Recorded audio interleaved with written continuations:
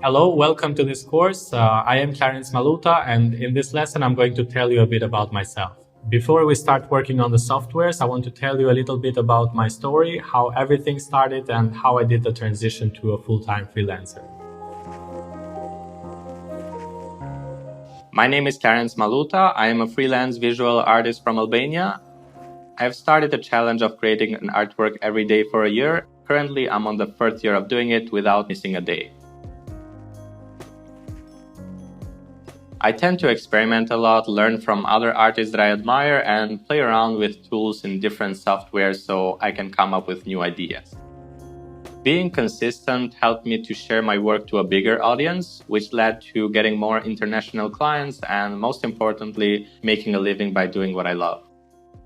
I remember the first 2 client works that I received as a result of Everydays. They were both cover arts. The best part was that they wanted something similar to what I had already created as a personal project. You can see the first cover art. On the left side, there is my personal work, and on the right side, there is client work that I did, the cover art. Same thing on this one. On the left side, there is my personal work, and on the right side, the cover art that I did for the client. So most of the time it was like that. I would get clients who wanted artworks in the style of the post that I was sharing on Instagram. I've had the pleasure to do work for DJ Snake, Galantis, Jackboy, Loredana, Ultra Music, Empire Distribution, and a lot more. Mostly I've worked for projects related to music. I've created cover arts, concert visuals, video editing, and music visuals. I studied electrical engineering in university, and whenever I had free time, I would work on personal projects in Photoshop or After Effects just for fun. That was for me like an escape from the things that I didn't like. I've heard that what you decide to do in your free time is what you should do for the rest of your life. At that time, I didn't know that you can make a living by doing art, but because of social media, that changed. I started to share my work every day on Instagram. As the audience was growing bigger, so was the interest from clients. One thing that I like about my style is that I have a sense of freedom while working on projects because of the abstract vibe that it has.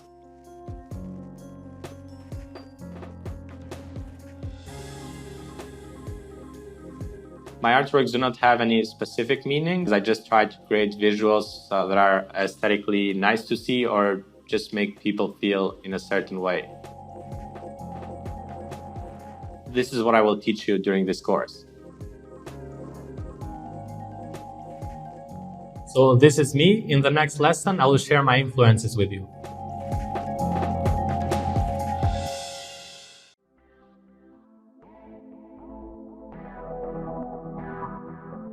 In my case, I have been influenced by people who introduced me to the Everyday Challenge, by people who made me find my own style and change my way of thinking. Okay, so first I'm going to talk about the Everyday Challenge, which means to create something every day without missing a day for 1 year. And the first person who did this, at least as far as I know, is Beeple. He has been doing this for 13 years. His real name is Mike, and he is from USA. As far as I know, he started this Everyday Challenge with drawings, then he did photography, then illustrations. On the 4th year, he started to experiment 3D, so he specialized in 3D. He has this crazy style that I like. He just mixes things together and creates a cool composition that I like. Lately, he has been experimenting with faces like Donald Trump face or other politicians, singers. He uses sometimes Kanye West. He has this weird style that I really like. Another 3D artist that I like is Frederic Duquet. He's from Montreal. And again, I find him inspiring because of the fact that he does everydays. His consistency is really inspiring to me. Differently from Beeple, he has a more abstract style. Again, he's specialized in 3D, but his work is more playful. He uses iridescent colors, tries to mix abstract geometric shapes with nature elements like these flowers. In terms of my style, I mostly got inspired from Magdia Lopez. He is from United States, and you can see that he has this really minimal and playful style. He also uses statues that I also use on my work. Usually he uses really simple shapes, gradients, typography, and mixes them together to create these cool posters. He also likes to use this glitch effect that I also use. This is one example that I really like, where he just mixes elements together and creates a minimal background, uses really simple and minimal typography, and overall, I think this is super cool. Similar to his style is Baugasm, which I also find really inspiring. You can see that he mixes colors with black and white backgrounds most of the time. Like in this case, you can see that the background is all in gray colors, and there is this gradient in the center. Also, what I like about his work is his use of typography. You can see that it is very minimal. He also does this playful style that I find really inspiring. He mixes 3D with Photoshop and Illustrator, and this is another thing that I like about him, the fact that he mixes different softwares to come up with something.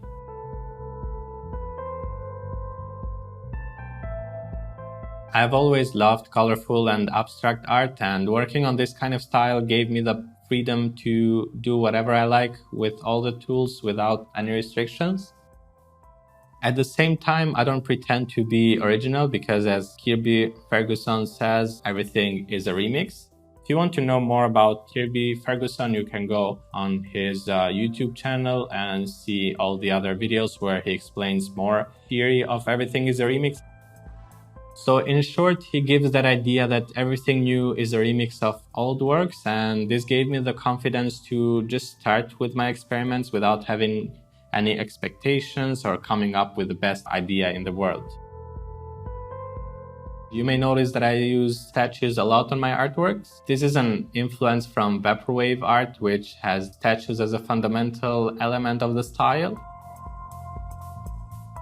As we are talking about the Vaporwave and retro style, I can show you another artist who influenced me, and he's mostly focused on this Vaporwave and retro style. He is Kidmograph. He's from Argentina, and he has been a freelancer for more than 10 years, I think. You can see his work. You can see the Vaporwave style, just using minimal elements, statues, these black and white ceiling. We can see some of his other works. Again, right here, we can see the use of palm trees and this gradient backgrounds and also the grain effect. So basically, he likes to bring this retro style. One of the artists who uses statues a lot is Dorian Legret. You can check his work, and usually he puts statues in the center, changes the colors of it, and adds a really minimal background, like you can see in this example. So I find his style really inspiring because of the way he uses statues and the way he combines colorful elements. You can see that it is almost black and white, while in this area right here, we can see a lot of colors. And I think this is a really good technique or formula that always works. Now this retro style is divided into different categories. It is divided in Vaporwave, Outrun, and Cyberpunk.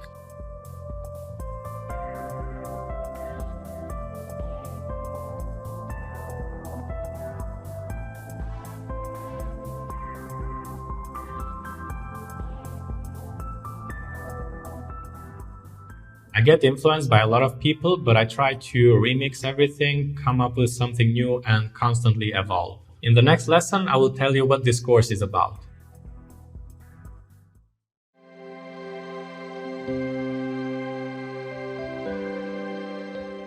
In this course, I'm going to show you my work process. As a final project, we are going to create 3 different animations. Each of them is different in its own way, so you will be able to practice different techniques. We will start talking about my style, so you can learn about the Trippy effects and Vaporwave look, among others. By showing you this, I intend to teach you how to find a style that you like and start experimenting with it until it becomes yours. After gathering the resources that we will use during the course, I will show you how to play with textures and silhouettes in Photoshop as well as how to blend images. Do not worry if you're not an expert because I will go slowly and teach you all the basics of the software. Then we will enter After Effects, where I will also do an introduction of the software for all the beginners. First, I will show you how to create textures and basic animations using different effects that the program offers. Once we have practiced and found out the ones that we like, we are going to move on and create our 3 final animations. By the end of this course, you will be able to export them, and I will give you some tips about adding music and posting them online. Let's get started then. In the next lesson, I will show you what the Trippy effect is.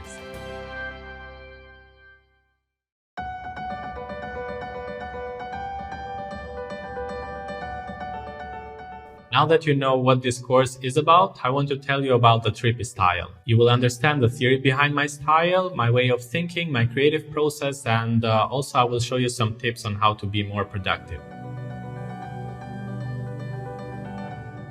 Okay, so first I'm going to talk about the origin of Trippy style. It started to become popular from hippies that were members of the counterculture during the 60s and 70s. During the 80s, this philosophy was also reflected to design by Memphis Design, which began in 1981 in Milan, Italy. It is known for its use of bright neon, primary and pastel colors, geometric shapes, and bold repetitive patterns. Now we come to Vaporwave art, which was also inspired from the 80s. Vaporwave is a microgene of electronic music, visual art style, and an internet meme that emerged in the early 2010s. Heavily characterized its aesthetic, Vaporwave is known for its glitch art graphics, 80s and 90s internet-inspired images, statues, etc. Now we come to Everyday Challenge. What is the Everyday Challenge? Basically, you have to create something every day. It can be whatever you like, 3D work, poster, illustration, logo, etc. I'm just mentioning these things related to design, but of course you can use that technique to do whatever you like. And the purpose of this challenge is to get better at your work and learn new softwares that will help you create your work faster and better. Personally, I was following a few people on Instagram who were taking this challenge, and I really liked what they were doing, not just aesthetically, but even professionally. I found their stories really inspiring because these people were able to get dream clients and convert their hobby to a full-time job. It sounded like a formula of success to me, so I thought I could try the same thing. This is why I started this challenge of every days during the summer of 2017. Now, the hardest part for me was to start and form a habit. Based on Google, it can take anywhere from 18 to 254 days for a person to form a new habit and an average of 66 days for a new behavior to become automatic. So for the first 3 or 4 months, I struggled because I didn't have a lot of ideas. I didn't have enough skills to come up with something new every day, and especially it was hard to find the strength to just sit and do the work. Now, to fix these problems, I was watching a lot of tutorials, I was trying new tools and softwares, I was studying other artists' works and try to do everything with intention, not just mechanically. So why do I keep doing this? First of all, I'm motivated by results. I get better every month by doing this, so seeing results motivates me to keep doing it. Some people might say that you can do things when you are inspired, do 2 artworks a week or something like that. I wanted to try that, but I've noticed something that stopped me from doing so. Besides every day, sometimes I try to do any big personal project like a short music video or something like that. In these cases, I don't have a deadline, so I work on it whenever I feel like working. On these projects, I find myself procrastinating a lot because I don't have a deadline. So if you do every day, you have a deadline and you must do the work whether you feel inspired or not. Taking small steps. Maybe it sounds overwhelming to think that you have to do 365 artworks within 1 year, But think of it this way. The day you wake up, you have to make just one piece of work. What I'm trying to say is that taking small steps is better than preparing for the next big step. Being efficient. Something else that you may find beneficial if you do this everyday challenge is that you don't need to create a mood board every time you want to create something new. This is because after a while of practicing every day, you have been exposed to a lot of visuals, ideas, styles, so there is a constant mood board on your mind that is updated every day, so you will almost never get lost or run out of ideas. Now, how to find your style? There are people who have asked me questions like, how do I pick a certain style to do every day? People who have a certain style of their own have been working for some years, so you can't expect to have a style if you are just starting out. In that sense, you can start creating based on references from other artists that you like. I would even say copy the artists that you like by doing personal projects, because this is how you learn. But at the same time, don't just copy shapes or things that are visible. Try to study other people's work. Try to understand why they made certain decisions, why that color palette, why that composition. Try to do everything with intention of understanding and learning. This way you will always make progress. We have seen the basics of this style and how I apply it to my creations. So in the next lesson, we will decode the Trippy visuals.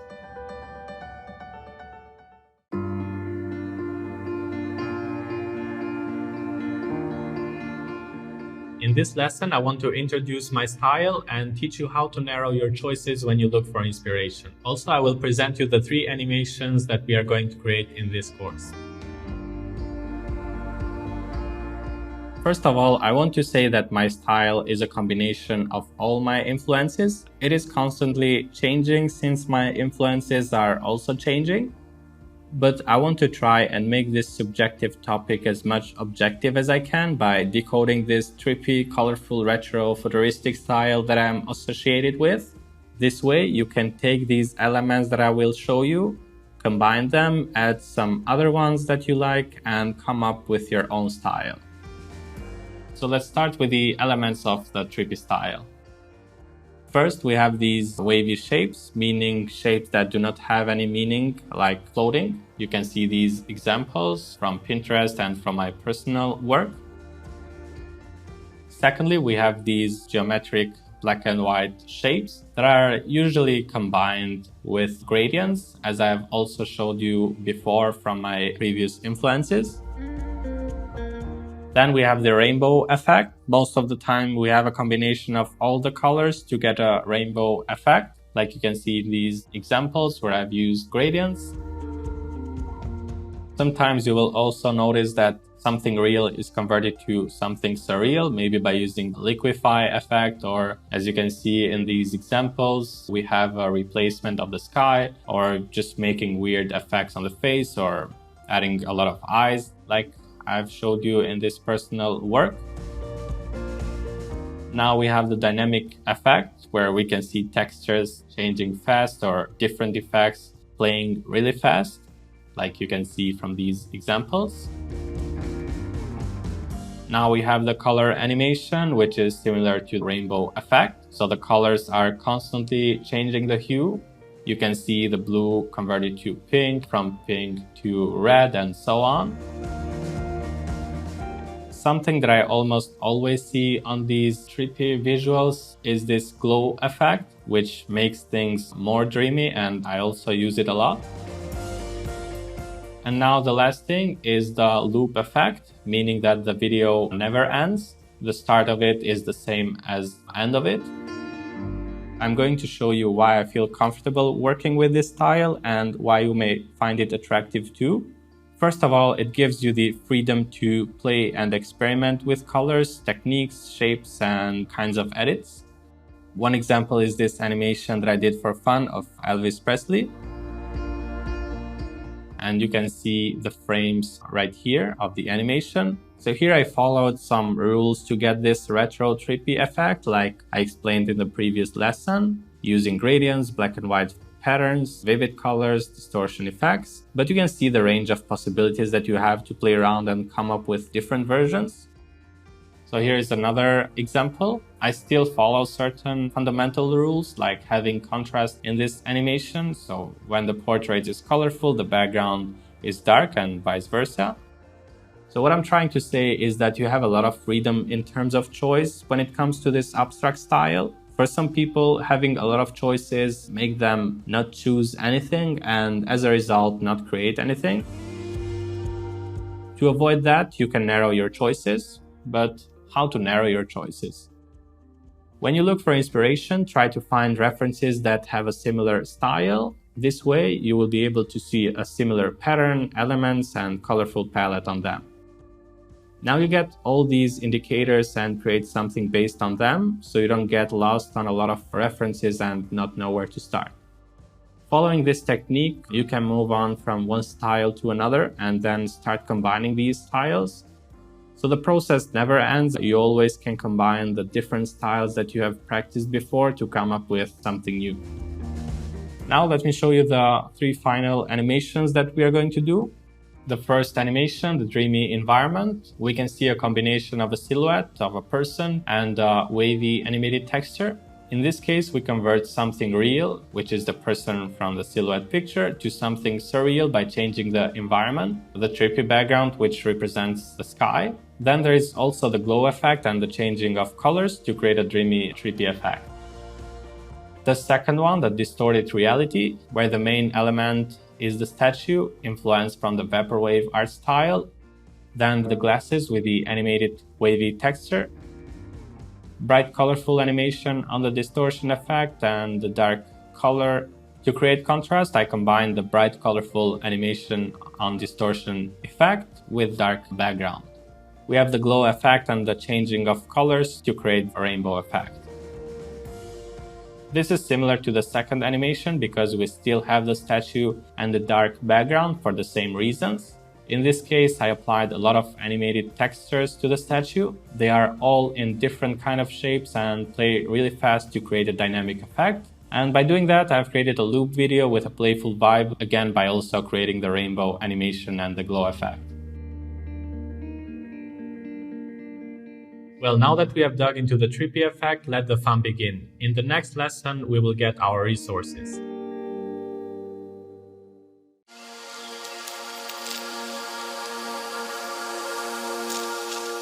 Let me show you how I gather the resources for the trippy animations.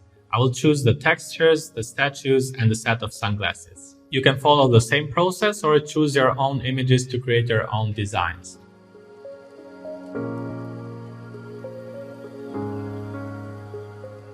Now I'm going to show you some websites where you can download the resources. The main 2 websites that I use to download resources are unsplash.com and pexels.com. They're really similar, but they have different pictures. So this is why when I want to find a picture, I look on them both. As you can see, you also have different categories. And if you want to find a certain thing, you can also search right here. The main reason why I use these websites is because, first of all the pictures are free. You can use them for any project like client work or personal work. Also, the pictures have really good quality and the size is really big. You can also donate to photographers if you want. These are the main websites where I go when I want to find a certain picture. We can move on to find the resources that we need. The first kind of pictures that we need are abstract textures. You have also the category right here, textures and patterns, but we can just search here like abstract.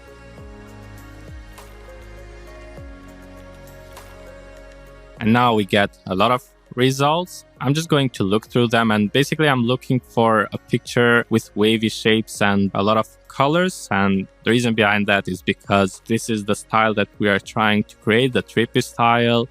One of its characteristics is that the shapes are wavy, kind of liquid. It has a lot of colors, like this example that I shared on my Instagram page. Yeah, this is kind of subjective because everyone likes different colors and different wavy shapes, but I'm just going to download some of them. We are going to use them in Photoshop to edit. You can just click right here, download free. You can scroll down and find similar pictures. So I can just click on this and can download it. Also, something that you can take advantage of is that you have the names of the photographers. And for example, if you edit their textures or you use their pictures for a personal project, you can also tag them in Instagram and you can build connections. Maybe they share your work, and like if you want to get more followers, that may be a good idea to use. Let's move on to the other textures. I'm just going to download maybe 3 more and then move on to the other resources that we need.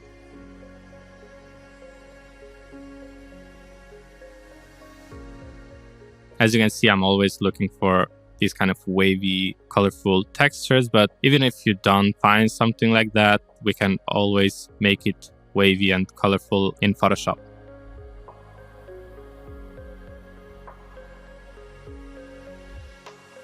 Okay, I'm going to download 1 more. And you can download as many as you want. Yeah, I think I have 5 or 6 pictures. So now I'm going to move on to the other resources that I need. The next thing that I need to search for is silhouette pictures.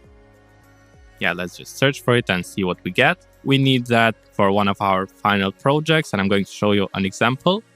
We are going to create something like this where we have a silhouette picture as a background. There is one of the animated textures that we are going to create. You get the idea. We just need to find a nice silhouette picture.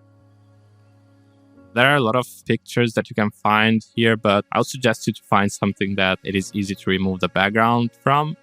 I think that's also a nice picture. I'm going to open them in a new tab and then decide. I wouldn't go for this kind of picture because if I zoom out, you can see that it's difficult to recognize where the jacket ends and where this kind of metallic thing starts because they are blended together because everything is black. In this case, it's difficult to recognize the silhouette, so I wouldn't go for this kind of picture. I want a picture that has a really nice contrast with the background. Okay, I think that's a good one. So I'm going to open it. Now I'm going to open the new tabs that I opened and I'm going to zoom in. I think the person right here is really small compared to the whole image, so I'm not going to go with that silhouette. Let's exit that tab and see for the next one. I'm going to zoom in. I think that's a good picture, so let's download it for free. And we can also see for related photos. Okay, let's go to the next tab. I'm going to zoom in to see the quality of the picture. I think that's a good picture too. Although we can see the white t-shirt right here, we can still fix this. Let's download this one too. If you want, you can also use your own pictures if you have something similar to these. Okay, let's also see for this one. Let's zoom in. And yeah, we can see that the quality of picture is good. Let's download it for free. I think that's enough pictures. Now I can move on to the next resources. So the next resource that we need is a picture of a statue, and I'm going to show you why we need that. These are 2 examples of animations that I created using a picture of a statue. In this case, we can see that we have the picture of a statue. Also the sunglasses, they are different pictures that I blended together. In this case, it is important to have both the sunglasses and the face of the statue in the same position. In this case, they are both facing forward. If you want, you can also use your own picture. It doesn't have to be a picture of a statue. I just use that because I try to blend all the elements like a statue with modern elements like these sunglasses. But as I said, the most important thing in this case is to find both the sunglasses and the face looking in the same position. So I'm going to show you some examples. Let's go to Unsplash and we can search for statue. We can see that pictures right here have a really good quality, but usually I find it difficult to find like good pictures of statues in terms of their position. Usually they show the whole body, while I want just the face. I want it as a portrait. For that, I search on Pinterest. We can just search for statue. And the thing with Pinterest is that You have more pictures that you can download. You have a lot of variety. The only problem is that the pictures do not have a good quality, but that's not a problem because I'm going to show you how to fix that in Photoshop. We can just look for pictures of statues. You can also see for related photos. If you want, you can download this one, right-click, save image as, and save it. But if you download this image, you have to find a picture of sunglasses with the same position, so the person would face the same way as the statue, so you can blend both elements together. I find it easier to find a statue that is looking forward. This is why I used this kind of statue. It's the same statue on both of these animations, actually. If you want to use the same one as I did, you can just search like that, Augustus Octavian. I don't know if I pronounced it well, but just search like that on Pinterest and you'll get this kind of image. Because this is the image that I used. You can see that the quality is not really good, but in my animations, it looks nice, I guess. You can just right-click, save image as.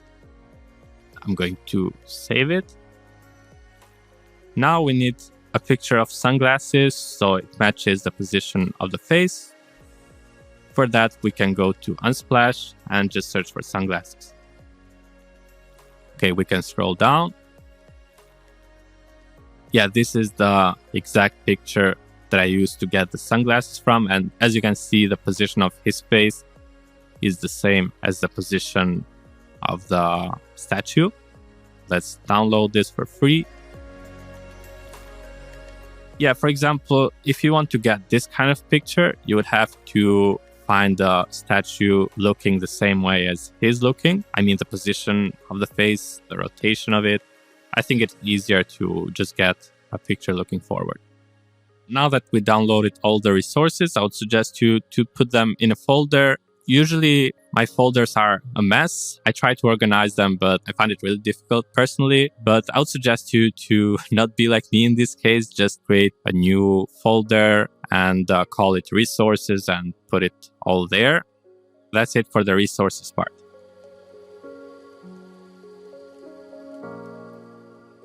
We are ready to start creating, so I'm going to show you how to manipulate those textures to convert them into something trippy. Also, how to create them from scratch, so this way you will have a huge variety of textures to apply onto your designs.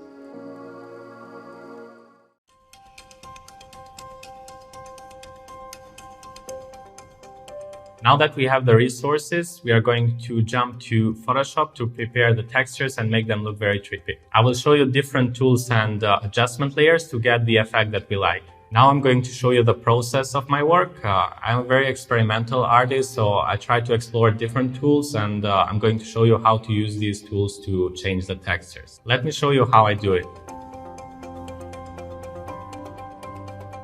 Okay, now I'm going to show you the folder where I put the resources that we downloaded. I put them in groups. On the first folder, I have the silhouette. On the second one, the statue and the sunglasses. And on the third one, the textures. We're going to open Photoshop and start working with the textures. The first thing that you see when you open Photoshop are the recent projects. Basically, you have two options: create a new document or open a document. To open the pictures, the textures, we can click on open. We go to the folder where we have the textures, and I'm going to select them all, although we are going to edit just one of them, I guess.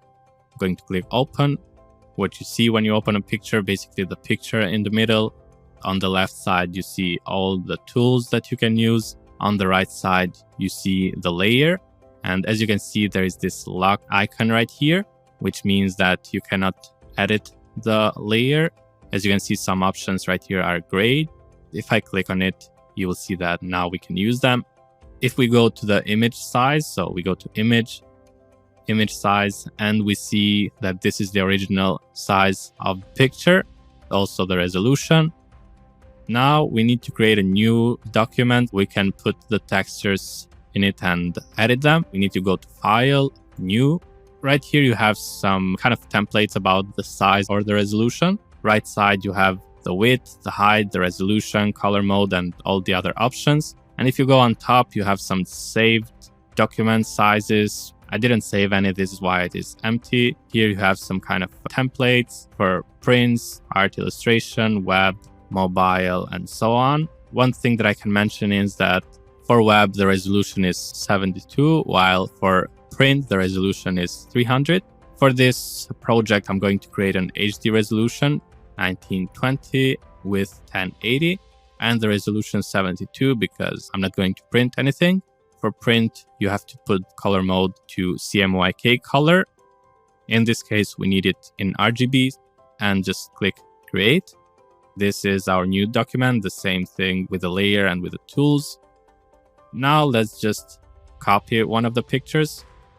First of all, you can go to these arrows right here to see all the tabs that you have opened. Basically, they are pictures that we just opened. I'm going to use this one. I will go to this second tool, which is called Rectangular Marquee Tool, and I'm just going to select the whole thing and go to Edit, Copy. On the right side, you have also the shortcut, Control-C. Let's go to our document, and I'm going to Edit, Paste, or Control-V. Now, as you can see, the texture itself is much bigger than the document that we created. First of all, I will go to this Zoom tool right here. And you have the plus and minus sign. I'm going to the minus sign to zoom out. And now I'm going to click Control-T from the keyboard to rotate it. And I'm going to hold Shift so I can rotate by 15 degrees. Now I'm just going to scale it. And to keep the ratio, just make sure to check this icon right here. As you can see, it says maintain aspect ratio. So yeah, I'm just trying to adjust it to our document. Yeah, let's click enter. Let's go to the plus sign to zoom in. And as you can see on the layers, now we have the background and also we have a new layer because we put our texture. To understand layers, you can just have in mind papers. For example, if you put one paper on top of the other paper, you will see obviously the one that is on top. If we go to the move tool, it's like we can move this paper and we can see the paper that is below. Let's undo that. I'm going to show you how to change the colors of these textures. The first thing that I'm going to show you are the adjustment layers. To use them, you can go down here on this icon, on this round icon, click on it, and you can see all the adjustment layers like brightness, contrast, levels, curves, hue saturation, color balance, and so on. The first thing that I'm going to show you are the curves. So I'm going to click on it. As you can see, this tab pops up. We can see this diagonal line. Also, if we go right here, we can see all the options, RGB, red, green, and blue. Also, a new layer is created on top. This is the layer of the adjustment layer. If we click on this diagonal line, we can see that we can create this kind of square, like a point. Let's drag it. You can see that it affects the pictures. The more we play around with this, the more it affects the picture.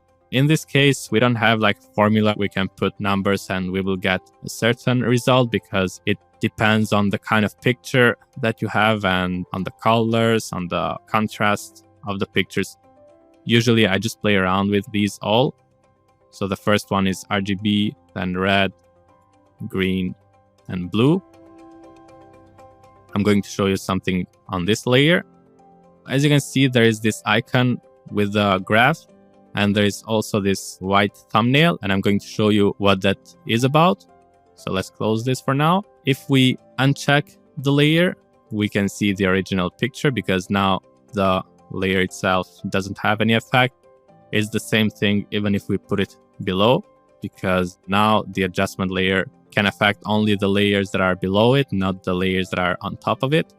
This is why it needs to be on top of the layer that we need to edit. As I was saying, we have this white color. The whole thing represents the picture here. And the white layer means that we can apply that effect to all that white area. If we go to brush tool, you can see the size right here, the size and the hardness. You can see the changes right here.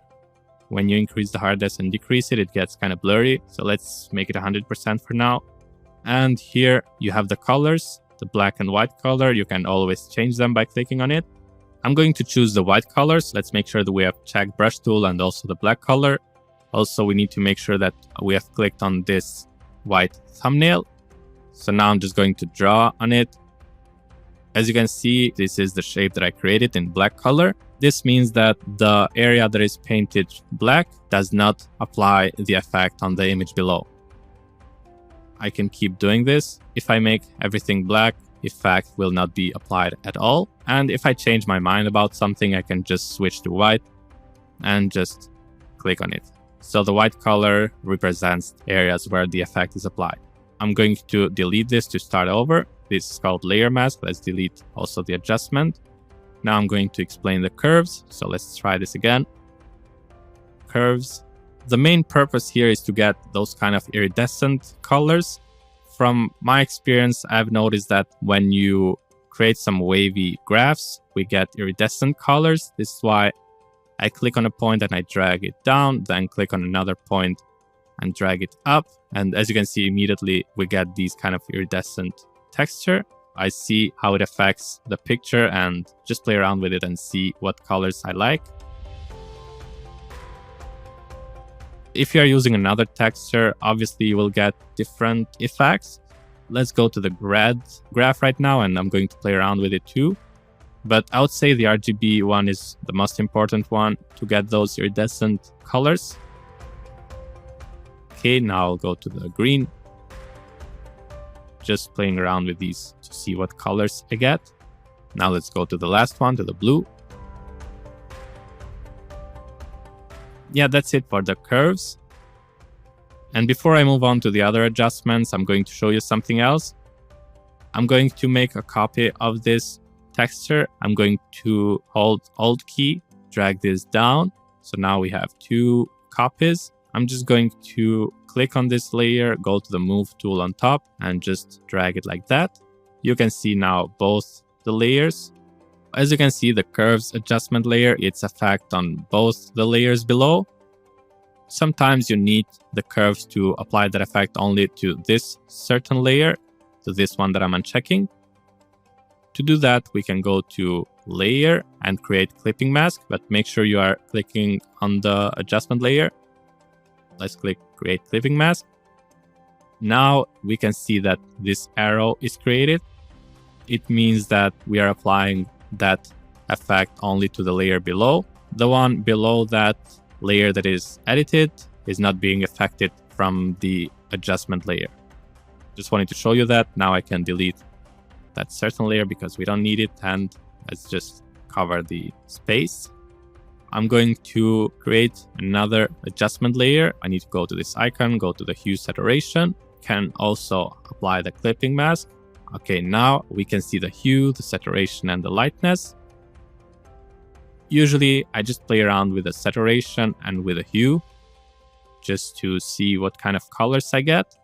Depending on the colors that you like, you can play around with this and decide which one do you like more. I think I'll go with these colors. If we zoom in, we can see that we get some kind of pixelated areas because of the curves. So let's uncheck the curves to see the difference. To make it smoother, I'm going to show you a filter. First of all, you can see that if we uncheck these adjustment layers, we can get the original texture.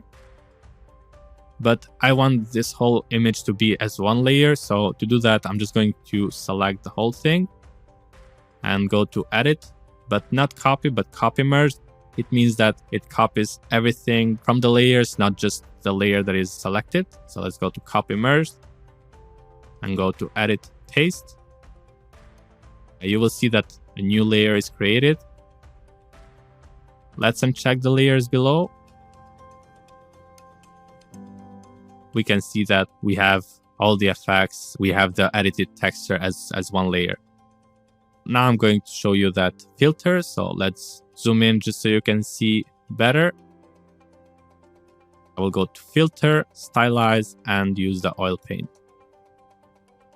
You can immediately see the changes. You can check and uncheck the preview to see how it looks like. Right here you have these options, the brush options, and you have these levels that you can change. Usually what I do is just put this to 0, put this to maximum to 10, and see how it affects the picture. I did the same thing with all these other options. I decided that I like it when they are all 10. Again, what I'm trying to say is that this is kind of subjective. Maybe you don't like it with the stylization 10. You can put it to 3 and you can see more wavy shapes. If I put it to 10, you can see that the shapes are smoother. There is also this lighting option, and you can increase the shine. And as you can see, it gets that kind of 3D texture that I don't really like personally, but if you like it, you can just check it and use it, because these are the textures that we are going to animate in After Effects. They are abstract textures. It's not a problem if they are with this kind of 3D effect or not. The most important thing is that it is abstract and it has a lot of colors. Yeah, for me, I'm going to uncheck it and just click OK. Zoom out. I'm going to check the layers below to see the difference. Yeah, you can see that it looks much different now.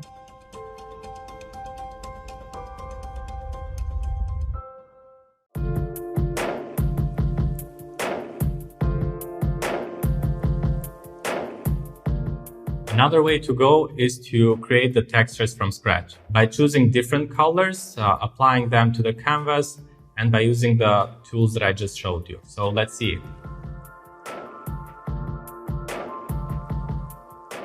Before I show you how to distort these textures, I'm going to show you another adjustment layer to change the colors of it. I will go again right here and I will show you the gradient map. As you can see, another layer is created on top. I'm going to click on it where we have this black and white gradient that is created because I have the black and white colors right here on the tools. You can see that there are different gradients. If I check different ones, you will see different results on the picture. Before I apply any of these, I'm going to show you how to create your own gradients, because these ones right here on the top are default gradients, but there are also some of them that are created from me.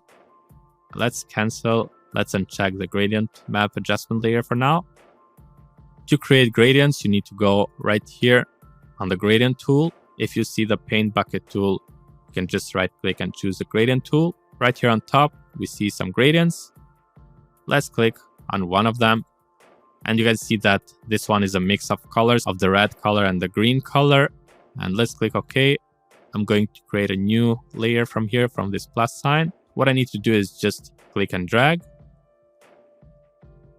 You can see based on the direction that you give to it, you see different gradients.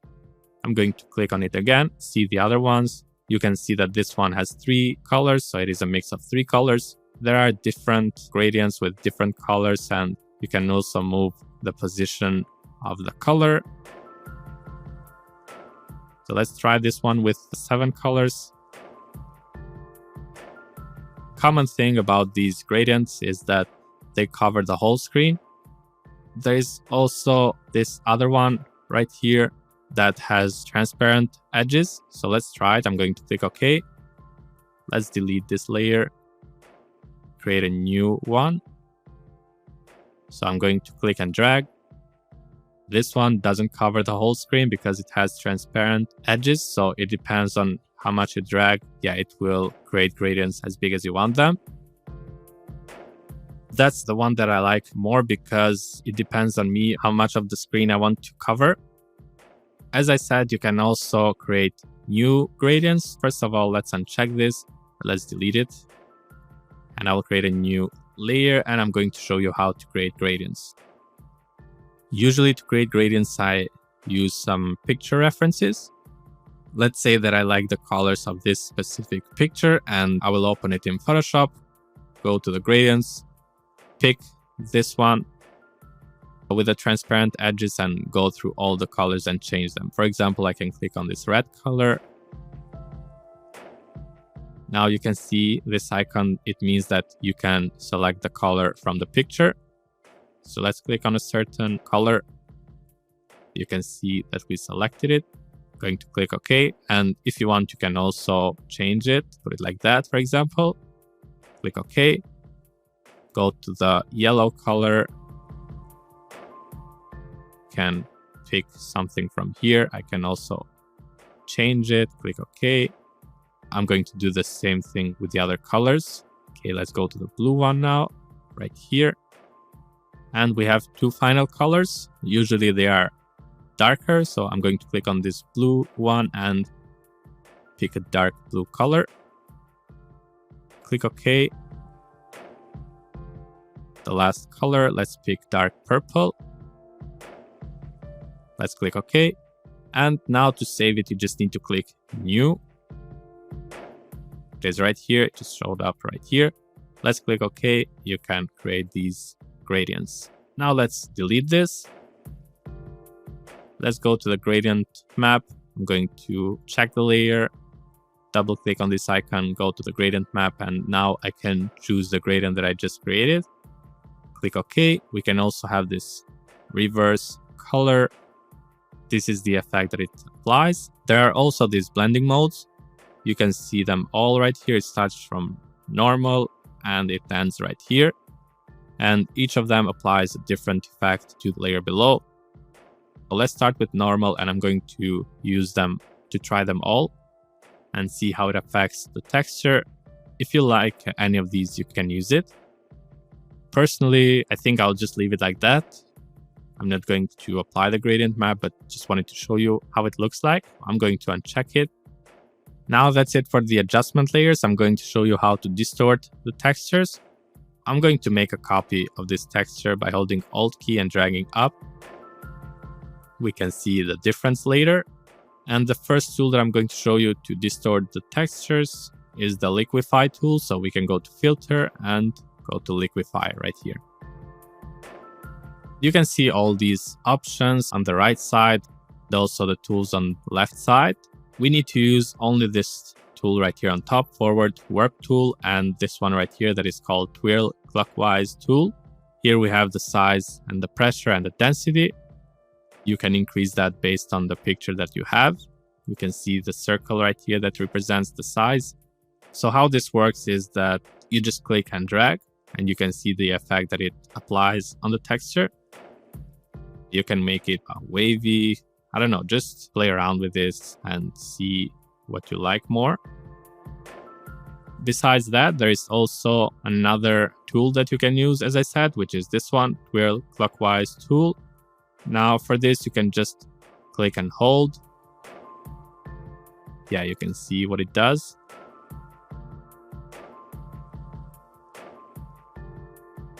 Okay, so I'm just going through different areas and keep doing this. Now, if you hold click for a long period of time, you may get some transparent areas. Yeah, like that. To fix it, you can just undo or go to this Forward Warp tool and just do that. This is how it works. You can play around with this forever, get the shapes that you like. So now I'm just going to click OK. You can see the difference. So now I'm going to show you the next effect to distort the textures. I'm going to make a copy of this again by holding Alt key and dragging up. The next tool is called Smudge tool, which is this one right here. In case you don't see it, just right click and go to Smudge tool. On top, you will see this option like the brush tool, the size and the hardness. Usually I increase the hardness to 100% and you will see why. Also, you have the strength to 50% and this sample all layers. I'm going to uncheck it for now and show you what it does if I check it. Just have in mind the size, hardness, and the strength. The strength right now is 50%. I'm going to just click and drag. I'm making sure that I'm on the right layer. This is the kind of effect that it does. Textures gets kind of blurry. It mixes the colors. We can go on with this forever, just holding and clicking and dragging. This is how it works. I'm going to undo. Now let's see how it looks if I put this strength to 100%. Now you can see that it looks more like 3D shape. So I'm just clicking and dragging. Let's undo Smudge tool and we can also increase the size. Okay, let's try this again. Usually it takes some time to do. I really like these kind of results. So let's undo for now. And I'm going to create a new layer. Let's try this again, the Smudge tool. You can see that nothing happens, although hold clicking and dragging. That happens because I'm on a new layer that is empty. There is no texture on it. To fix that, you need to click Sample All Layers. So now, although we are on an empty layer, the smudge tool will still work. First of all, let's decrease the size. Yeah, let's try it. You can see that it works, although we are on an empty layer. Yeah, now I'm just going to keep doing this to fill the whole screen with this smudge tool effect.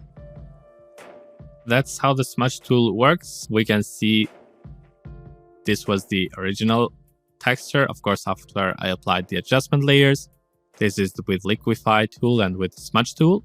So now I'm going to show you how to generate some textures in Photoshop. Before I do that, I'm just going to remind you why we need them. So I will go to my Instagram page. We need these textures from Photoshop to put them in After Effects and animate them, like this one where we need a silhouette and animated texture. These kind of animated textures we are going to need also on these kind of projects. So what they have in common is that they have these kind of colorful textures. I'm going to create a new layer. I'm going to go to these colors, going to pick random colors that I like. I think I'm going to do a combination of pink, blue, and yellow color. So let's click OK. Go to the brush tool, and I'm going to decrease the hardness. I think the size is okay. As I said, I'm on a new layer, creating these small shapes, just putting them randomly on this document. Now I'm going to change the color. Let's use this color, this blue one. And again, just putting these colors randomly to fill the whole document. Let's go to the yellow color. Again, you can choose your own colors. Okay, let's choose another one. Let's go to this dark purple. Click OK. We still see the background below the smudge tool. So to fix that, we can make some copies of this new layer. So I'm going to hold Alt key and drag it up. Now it's better. Let's try it once again. I will create a new layer now. Go to the gradient tool, and I'm going to apply the gradient, and let's put this below. Now we can see just random colors.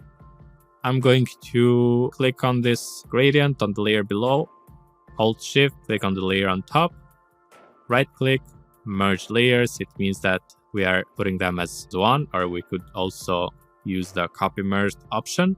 Now we are going to use that as a base to do textures. I'm going to use the same tools like I used before. First of all, let's make a copy, and I will go to Filter, Liquify, and again, I'm going to use the same tools, the Forward, Warp tool. So yeah, let's try this just to create some wavy shapes, colorful ones.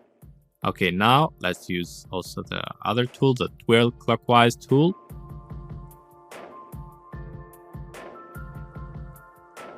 Okay, let's fix these transparent areas.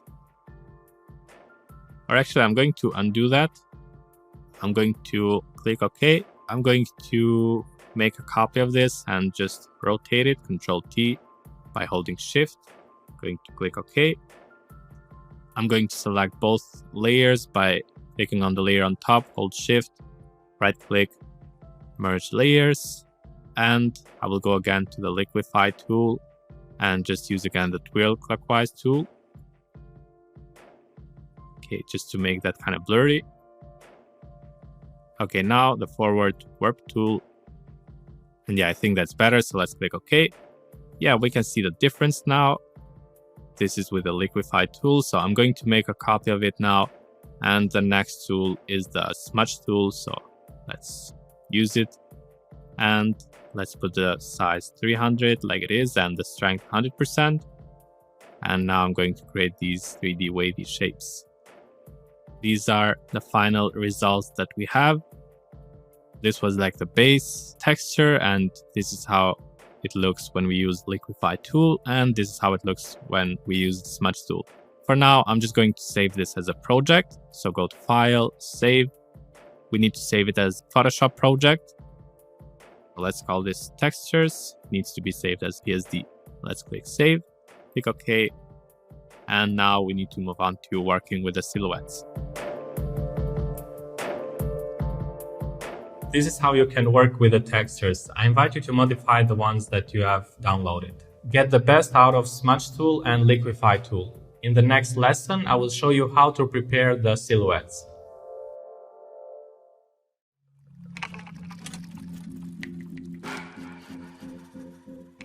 When we work with different resources like we do in this course, we will find out that sometimes we need just a part of the image for the final composition. In this lesson, we will see how to remove the background of the silhouette images that we downloaded.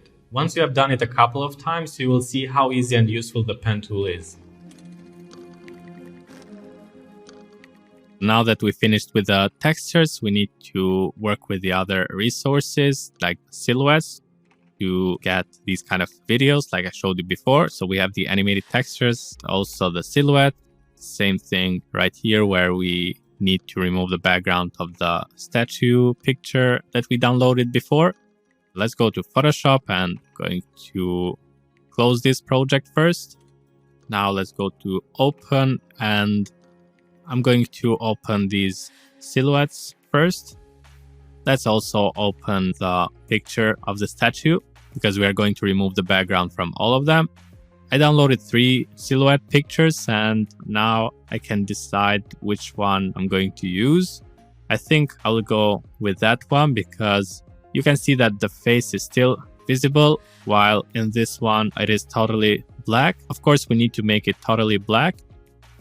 I'm thinking to choose this one so I can show you how to make the picture black in case it is not. So this way you can also use your pictures for this case. Yeah, now I'm going to show you how to use pen tool to remove the background. So first of all, let's unlock the layer. We go to the pen tool, which is this one right here, pen tool, and make sure you select the path option, not the shape, because obviously we need to create a path to remove the background. We don't need to create a certain shape. Let's zoom in. Let's go to the pen tool. I'm going to click on a point and you can see that this kind of rectangular shape is created. If we click on another point, we can see that we have a line. If we click and hold, we can move and see that we can create these wavy shapes. If we just click now at this point, you will see that it is still wavy. If you don't want something like that, you can undo, hold Alt key and click on the rectangular shape. And now if we click on this point, we can get these straight lines because it looks like we just started from the beginning. These are the basic options of the pen tool. Of course, it needs practice to learn it well, but basically in this case, we just need to follow the shape, the background that we need to remove. So let's start from here. I'm just going to select these shapes and it doesn't have to be perfect. I don't need to select every rock. I just need to create a wavy shape or a nice shape for the ground. Then I need to be careful when we get to the shape of the person.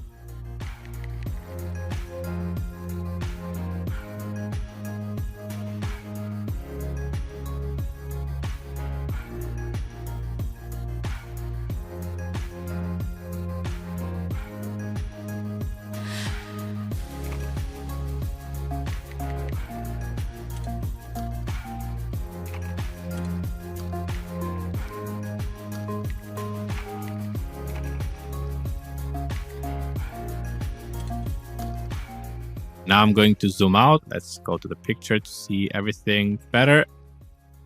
As you can see, this is the selection that I've made. I just need to close the path. Let's include the background and let's go to the point where we started. Let's click on it. And we need to go to the pen tool again. Right click, make selection, make sure the feather radius is 0, click OK. Now that the selection is done, you can just click delete from the keyboard. Or you can go to edit cut. So let's deselect. And if we zoom in, we will see that there is also this small area that needs to be deleted. Again, we are going to use the same tool, the pen tool.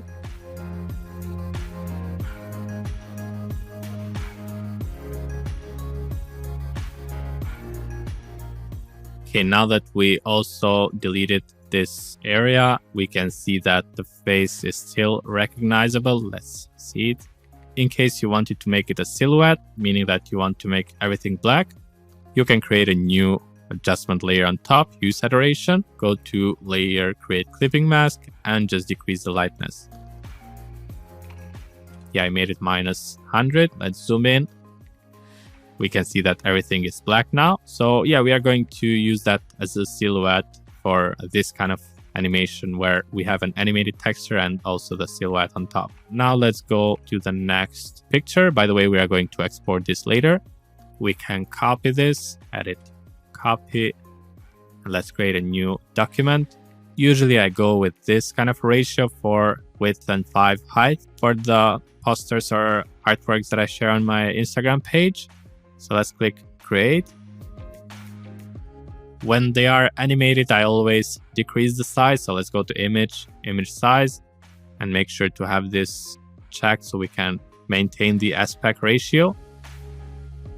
And when I decrease the width, proportionally, the height will be also decreased. Let's click OK. I'm going to paste the image that we copied.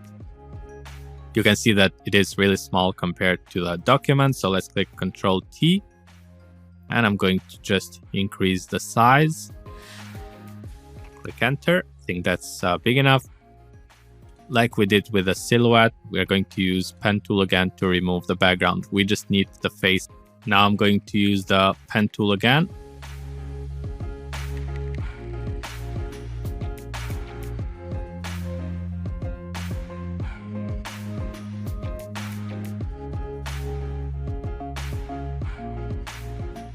So again, let's just close the path, right click, make selection, click OK, and just click Ctrl C, Ctrl V. And as you can see, we have 2 layers now. Let's uncheck the layer below. I'm going to zoom out. Yeah, I think it looks good. I'm going to make a copy of this just in case I need it. As you can see, the quality is not really good. So first of all, I'm going to work with the adjustment layers. So let's start with brightness and contrast. And as always, I'm going to use the clipping mask so it applies only on the layer below. I'm going to increase the contrast, decrease the brightness a little bit. The most important adjustment layer in this case is the curves. Just try to make it colorful, although it is gray. Again, remember what I said for the textures. To make them colorful, you need to create these kind of wavy graphs on the RGB option. Okay, let's go to the red, green, and blue, see what we can do. The green one. And yeah, the last one, the blue one. I'm going to also apply the hue saturation. Okay, I think I'm going to leave it as it is. I'm going to uncheck the background so we can have a transparent background and select everything. Go to copy merge. Let's just paste it. Now I can uncheck the layers below. Now I want to fix that pixelated problem. As you can see, if we zoom in, it doesn't look really good. To fix that, again, I'm going to use the oil paint effect. You can play around with the stylization, but I think I like it as it is, so I'm going to just click OK. So yeah, now we have 2 pictures. This one that we are going to need for this kind of animation, and the statue that we are going to need for this kind of animation. I will move on to do the blending of the sunglasses with the statue. In the next lesson, I will show you how to get one image by blending 2 of them.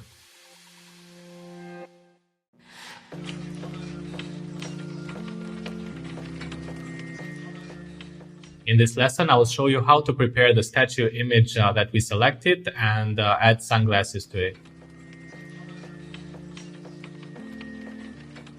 Before I work with the blending of the statue and the sunglasses, let's just save these as projects. So file, save. Going to save it as a PSD.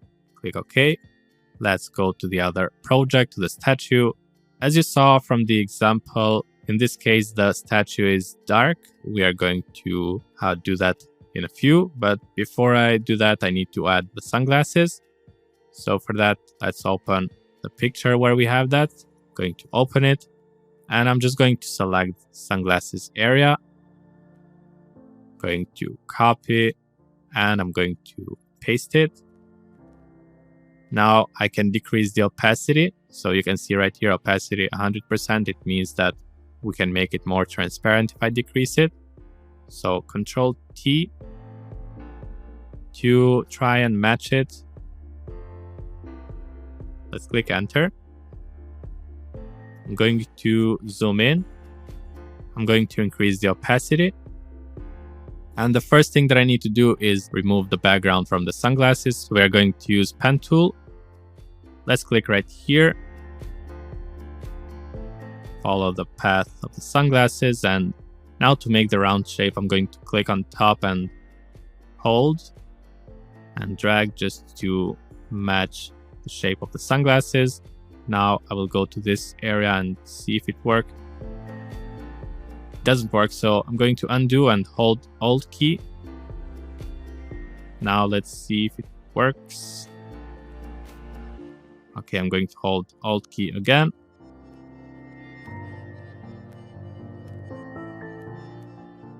Just going to do the same thing on the other shapes.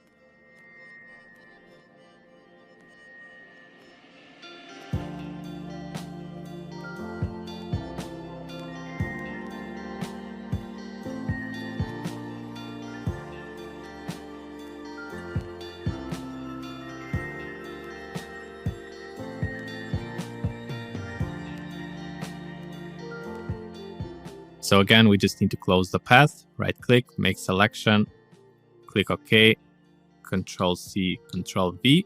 Let's uncheck the layer below. Before I adjust sunglasses, I'm going to make a copy of this statue by holding Alt key and dragging up. Now I'm going to use the hue saturation adjustment. Again, layer, create clipping mask, and I'm going to decrease the saturation and also lightness. So we make it dark as the example that I showed you. Let's go to the sunglasses. Going to zoom out to see better. Control T, and I will just try to adjust it to the face of the statue. Yeah, let's click OK. I think it is okay like that. And yeah, let's put this in a group. We can separate it from the other statue. So I'm going to click on the first layer on top, hold Shift, click on the statue and go to this group icon. And now we can separate these up to different images because we need them for different projects. One of them for this one and the other one for this animation.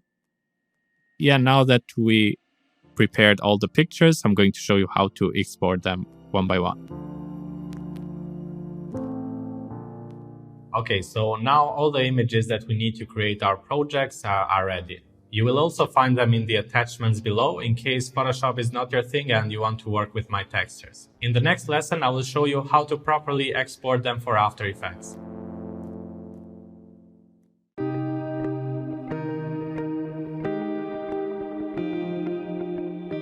In this lesson, I will show you how to export our project. Also, I will explain the difference between a PNG image and a JPEG image. I will make a test so you see how the results look like. This is very important because knowing how to export our images will allow us to continue working with them. Okay, before I show you how to export everything, first of all, let's save this as project.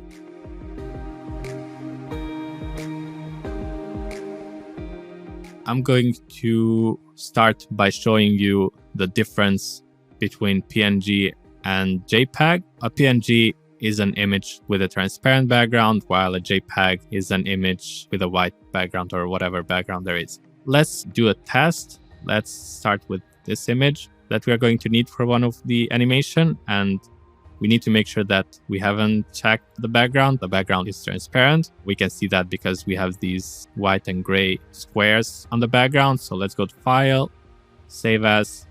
Let's call this Colorful Statue. Under Save As type, we go to PNG, click Save, click OK. Let's do a test. Let's go to Save As. So we have the same image, but this time it will be a JPEG. So we need to go to this JPEG format, click Save, click OK. And now let's open them both. As you can see, this is the PNG file and this is the JPEG file. So if we go to the PNG, we can create a new layer, put it on the background, and we can just create something on the background. While in this case, we can create a new layer, put it on the background, draw something, but we cannot see anything because this picture has a white background, although from the project it was transparent. Just make sure to save the images as a PNG in case you want background transparent. Now let's go to the other images, and we need to export the statue and the sunglasses separate from each other. So let's start with the statue. File, Save As, statue, black and white. Again, as a PNG. Going to click Save, click OK. Now let's uncheck these layers and go to the sunglasses. And again, File, Save As. And I'm going to save it as a PNG. Click Save, click OK. Now let's go to the silhouette picture. Again, we need to make sure that we have a transparent background. We'll go to File, Save As, change the format to PNG, click Save, click OK. Now I'm going to open the project of textures. And in this case, we don't have any transparent background, so it doesn't matter. We can just save them as JPEG. Let's start from this one. As you can see, uncheck all the other layers on top. We can see this one. Let's go to File, Save As. Yeah, let's call these, I don't know, by numbers because we have different textures as a JPEG now. And I will do the same thing with the other textures.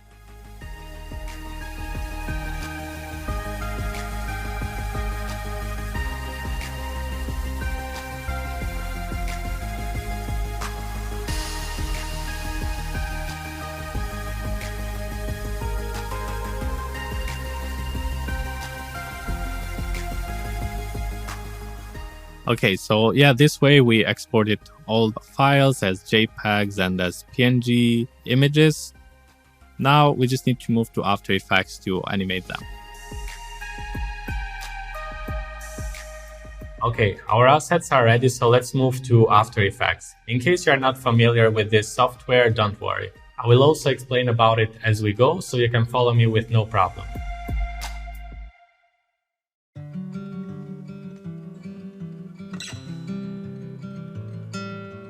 I'm going to begin this lesson by showing you the basics of After Effects interface so you can get familiar with it. Then we will begin animating the textures that we have prepared in Photoshop. It is important to know that After Effects uses a lot of resources from your computer. So depending on the machine that you are working with, the previews and the renders may take some time to reproduce. Having said that, let's get on with it.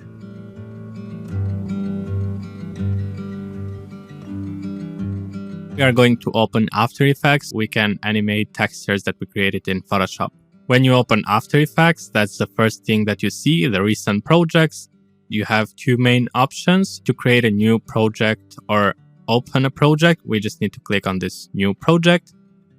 And that's the layout of After Effects. I'm going to talk more about it.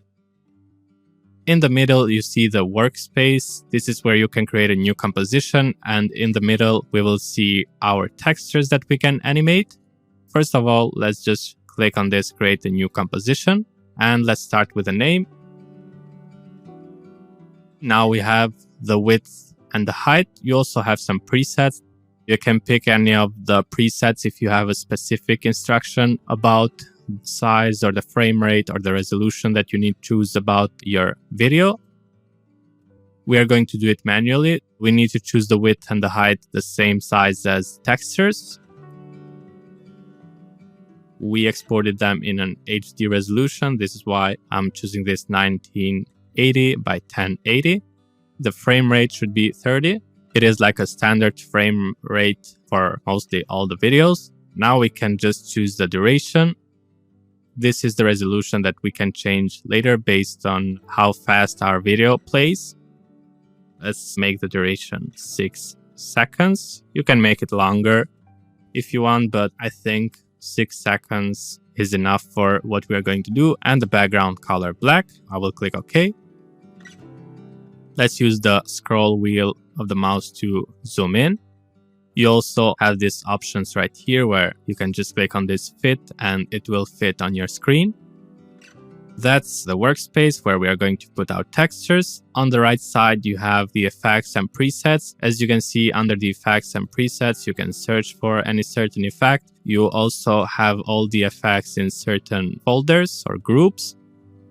Color correction, for example, you have effects like brightness and contrast, color balance, curves, and similar effects that we also used in Photoshop. You have also this distort group where you have some distortion effects that we are mostly going to use in this lesson. Similar to that, you have all the other groups. Right here, I have also some plugins. Besides effects and presets, you have also these other panels.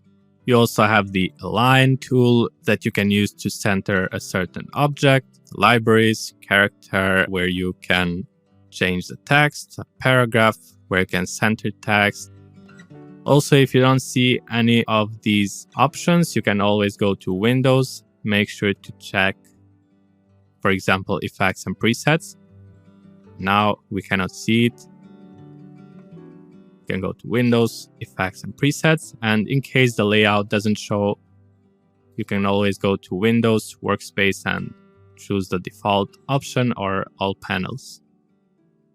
On the left side, we have the project section. On top, we have also effects and controls. So first of all, on the project panel, we put all our resources. For example, I'm going to drag here all the textures that we created in Photoshop.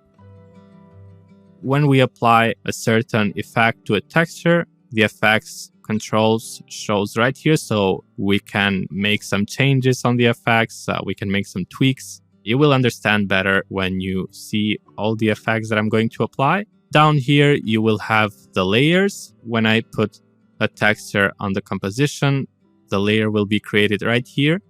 On the right side, you have the timeline. You can see the length starting from 0 to 6 because the length that we chose, the duration that we chose was 6 seconds.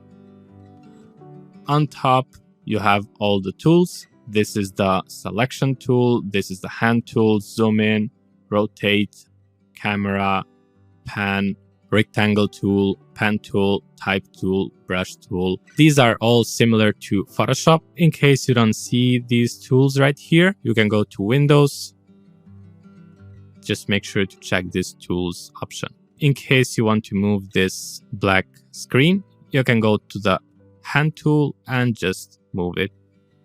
For example, if you want to zoom in, go to a certain area, you can just click and drag to go to the edges of it, for example. I always use that when I zoom in. We can always go back to the selection tool or just type V on the keyboard. I'm going to double click on the project section. I can open the textures. Here is the folder where I put all the textures. I'm just going to pick some of them. I'm holding Control to select the one that I need all at the same time. Maybe I don't use them all, but let's just import them. As I said, they will show up on the left side on the project section. Here is where we gather all the resources. And now we need to animate these textures. Let's click on one of them. And the first thing that I need to do is just hold and drag to put it on this new composition. You can see that it snaps because the size of the texture is the same size as the composition. So I'll just release, and as you can see, here's the size of the texture. And if I go to right click, composition settings, you will see that the width and the height is the same.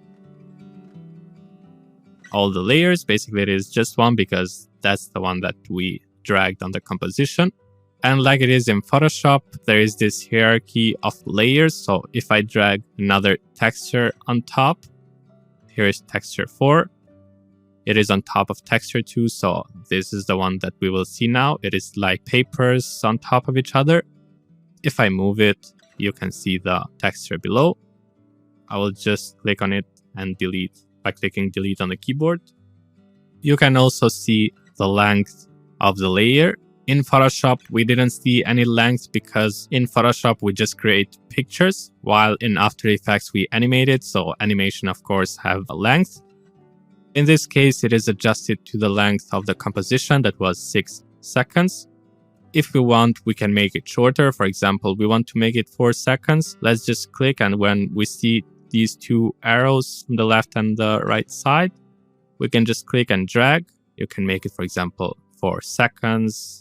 If we click play by hitting space on the keyboard, you will see that nothing happens because this is not animated, but the screen goes black on the 4th second. We can adjust it again. So now we will start by animating the textures. And as I said, we need to create some distortion effects. To do that, we need to go to effects and presets. We have all the effects that we need for our purpose in the distort group. First of all, let's just click on this layer and go to effects, go to distort, and you can also choose the effects from here. Anyway, let's just search for the first effect that we are going to use. It is called turbulent displace. As you can see, it is under the distort group. To apply an effect, you can just click and drag to apply it on this layer. The effects and controls is activated. We can see the name of the effect right here. And yeah, here's the project. Here's the effects and controls. And on this panel, we have the name of the effect and all its options. On this FX option, we can check or uncheck the effect. So you can see how the texture changes right here when we check it or uncheck it. As you can see, it has all its options like displacement, amount, size, offset, complexity, and evolution. Right here, we have all the displacement options. If we click on this second option, we can see another displacement. We can go to the third one and see something else. Yeah, that's purpose of these kind of presets. For us, we just need to create something distorted, something abstract. So it doesn't matter. I'll just click on the turbulent option. On the amount option, the default amount is 50, and it means the amount of the displacement that we need. If I increase it, it will be displaced more. You can decide what you like more. First of all, let's fit this so we can see better. And we can also put the quality to full. Now we can also increase the size. As you can see, when we increase the size, we get some bigger shapes. While when we decrease it, we get more details. We get these really small wavy shapes. You also need to be careful not to increase it too much, because when you increase it, you will see these transparent black shapes. They're actually transparent, but they show black right here because we haven't checked this one. So if I click on it, you will see the transparency like it is in Photoshop. Now there is this offset turbulence, and as you can see, it is in the center. We can see this point in the middle. First of all, let's decrease the size. And here's the X and here's the Y. And based on how we change it, the displacement effect changes position where it starts the distortion. So let's just change the Y so you can understand better. So you can see what it does. I'm just changing the Y. We can also try the X. And as you can see, turbulent offsets on the right side where we change the X position. We can do the same thing to put it on the left side. Yeah, that's not like a main option for what we need, so we can just put it on the center again like it was. And the complexity you can understand from its title. We can increase it so we can see what it does. Basically, it makes the texture more complex. Again, even with complexity, sometimes you can get these weird shapes. So let's make it one again. Now we can also change the evolution. there is this cycle, here's the number of the degrees, and here's the number of the full rotations that we are going to do. Let's see how it looks like if we change it. You can see this kind of evolution of displacement, and that's the main option that we are going to use to do the animations. Let's put this back to 0 for now. And yeah, I'm going to change also these back to the default options. Now I'm going to show you how to animate the textures. So for example, we have put this effect on the texture. We can also increase the amount. But if we click play by pressing space on the keyboard, you'll see right here that nothing happens. Turbulent displacement is static. So let's go back to the start. Let's put the amount to 50. Basically, to animate anything, you just need to click on this icon right here that looks like a clock. You just click on it, make it blue, and make sure you start from the beginning. And the options that you want to animate, you just click on them. I'm animating the amount, the size, and the evolution. Also the displacement, I'm going to leave it as this, turbulent. Now we go to the last frame. Like that, we just drag this blue line and put it on the last frame. And now we can change the amount. While we change this amount, After Effects will think that we need to go from this amount that was 50 to this amount that we are doing now. It will animate everything in between. It will remember all the values of the amount.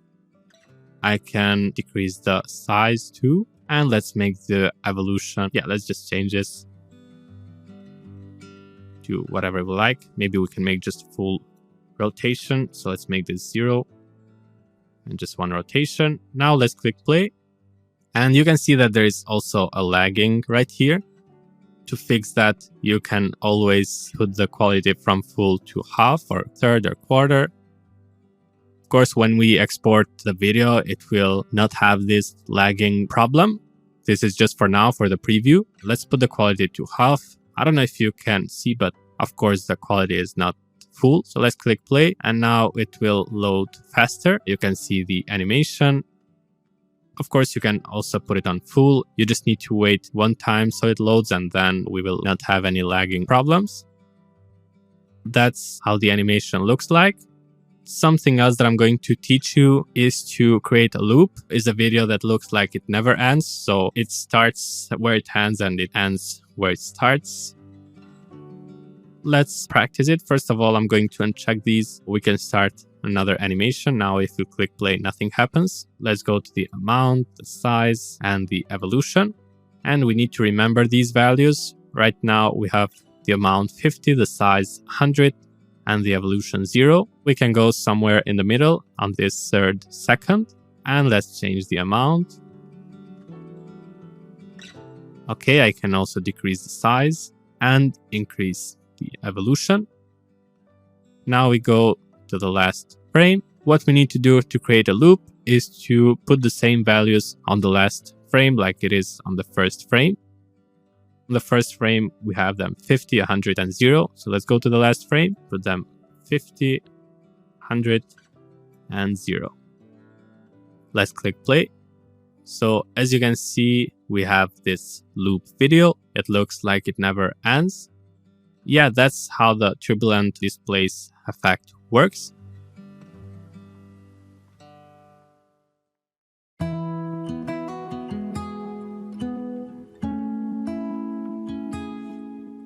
We can try it in another texture. Let's go to the project section and here we have the resources. Let's try it with this one. I'm going to drag it. And here we have this other texture. I can click on the layer below, go to the effects and controls, select the effect, go to edit, copy, go to the texture on top. Make sure you are on the effects and controls panel and go to edit, paste. Now we have all the options that we put on the previous texture. So if we click play, we will see the animation. Yeah, this also looks nice with these colors. Now I'm going to show you another effect so we can test it with another texture. I will click on these two arrows to go to the project panel and let's just pick another texture. I'll go with this one, just drag it, make sure it is on top. And to check or uncheck a texture, as always, it is like in Photoshop, you can check or uncheck this eye icon. Okay, so the next effect, I'll go to the search bar and just search for twirl. And as you can see, it is again under the distort group. I'll just click and drag it to the texture. And you can see that nothing happens. Here's the effect. Basically, we have three options: the angle, the twirl radius, and the twirl center. The angle is about the distort effect that will be created in the middle. Let's see what it does by playing around with it. We can increase it. Yeah, we can see this kind of circle that is created in the middle, distorting texture. And the radius obviously is about how big this circle will be. If we increase it, we can include more from texture. And of course, in this case, we are watching the texture below. If we uncheck it, it will be just a black color. We can decrease it so we don't see any transparent areas. And the twirl center, we have the X and the Y. We can reposition this by changing the Y. Also, we can reposition this by changing the X.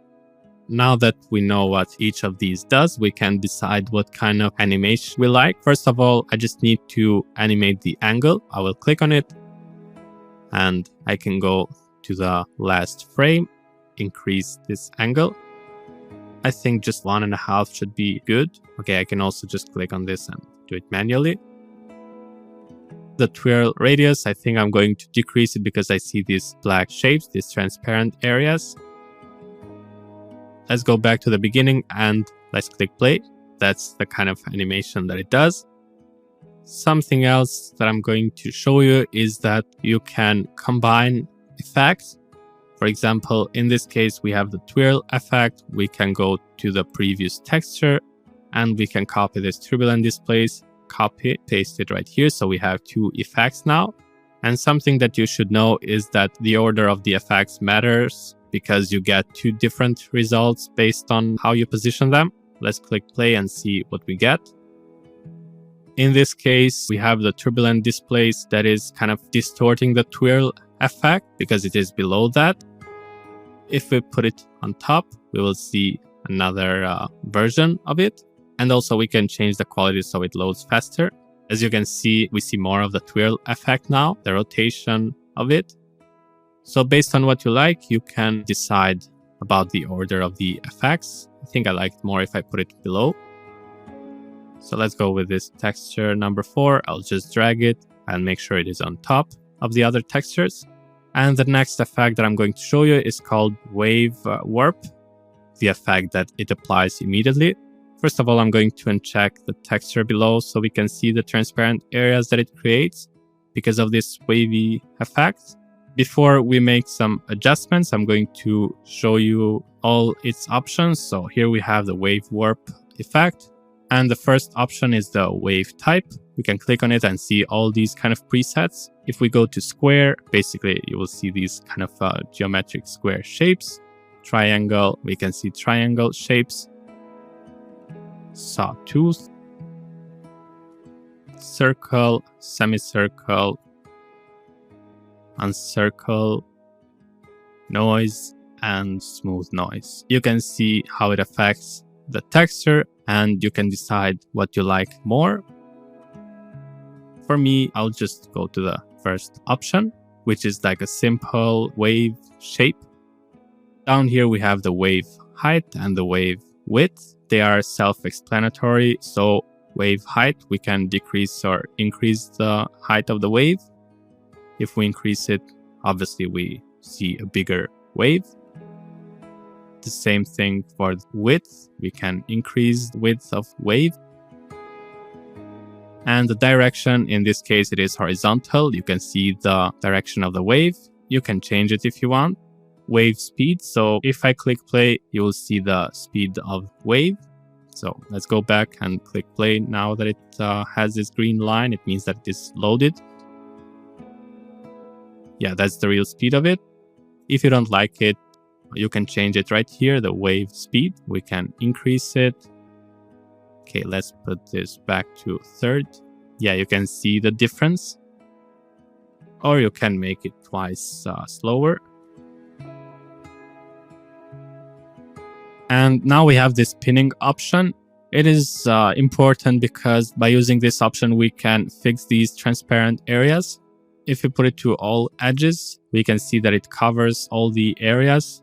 You also have these other options. Right now, it covers only the left edge. You can see the top edge, right edge, bottom edge, horizontal, and vertical. In this case, I just click on this all edges. As I said, I'm going to leave the wave type as it is. I'm going to change the wave height, wave width. I'm going to animate the direction. We'll just click on it, go to the end, and I can just change the number of full rotations. Let's make this 2. I'm going to click OK. And the wave speed, I'm going to leave it 1. I'll go back to the first frame, and I'm also going to animate the phase. Click on it, go to the last frame, and make this 2. Now let's click play and see how it looks like. As you can see, we get these kind of wavy shapes. I'll go to the texture number 5 and select these balls by holding Control on the keyboard, Control C. I'm going to paste them by clicking Control V, or you can just go to Edit, Paste. Now let's click play. To see more the wave warp, I'm going to drag it below. Yeah, this is how the wave warp effect works. Now I'm going to show you another effect that distorts the texture. So let's go to the project section. We can pick another texture. I'll go again with this one, actually. So we will search for another effect. It's an effect that we used also in Photoshop, but the difference here is that we can animate it in After Effects. It is called Liquify, and again, it is under Distort group. Just click and drag and put it to the texture. You have the effect right here, the tools, warp tool options, brush size, pressure, like it was in Photoshop, distortion options, distortion mesh offset, and distortion percentage. So first of all, we have the tools. They are the same as in Photoshop. You have the first tool, which is forward warp tool, as far as I remember from Photoshop. You have this one that creates some wavy shapes, and the third one is the twirl clockwise tool. And the other tools, they are for different purposes, so we don't need them to create some distortion effects. So basically, we will just need this first tool and the brush size and the brush pressure. The brush size obviously is this size of the circle. I think I can increase it. And the brush pressure, if I increase it, we can get a more visible effect of the liquify. If we just click and drag, we will get a distorted texture, but not animated. To animate it, we just need to click on these distortion options, all 3 of them, and we can leave the distortion percentage 100.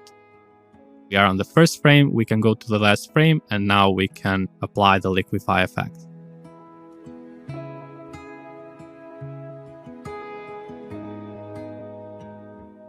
Okay, now that I applied the liquify effect, we can go back and click play to see how it looks like. It takes some time to load. Now we will see how it looks in the real speed. And yeah, we can see the transition from the normal texture to the texture where we have applied the liquify effect. In this case, I'm going to show you another effect. It is not about distorting it, it is about the colors. It is called Colorama. It is under the color correction group, and I'll just click and drag it to the texture. We can see that the colors immediately changed. We can see all the options of the effect. Basically, to change the colors, we just need to play around with this output cycle. So we go to this arrow, and you can see that the colors changed because of this output cycle with all these colors. You have also some presets here. You can change it to, let's say, RGB. And you will see the colors change here because the colors on this output cycle changed. I can choose different presets. What I usually do is just go with this hue cycle and change the colors here manually. For example, I can go to this red triangle, double click on it, and change the color to something that I like. For example, I can go to this pink color, I can make it lighter, click OK. And this way I can change all the colors. I'm going to change this green color. In this case, this is subjective, so you can pick the colors that you like. Now, what you can do is change the position of the triangles if you want. So you can click on this triangle and change the position of it. But first of all, I'll go somewhere right here in the middle of the timeline so we can see the distorted texture and decide about the colors. Although we have 6 colors right here, we can just see the blue colors, the light blue, the dark blue, and the purple color.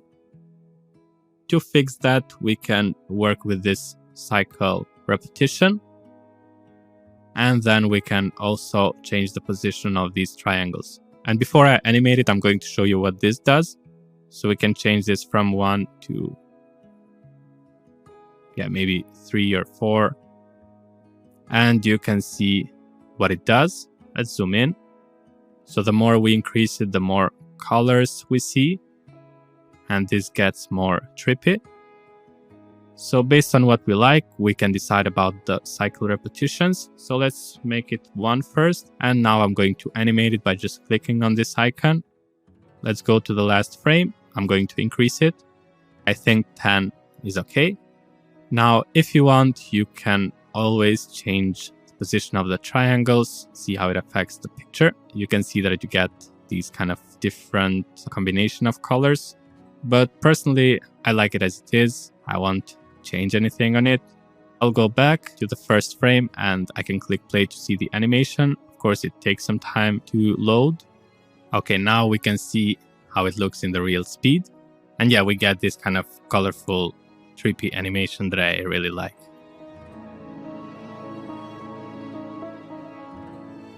This is how we can animate the textures that we already have in After Effects, but I would like to show you how to also create them from scratch.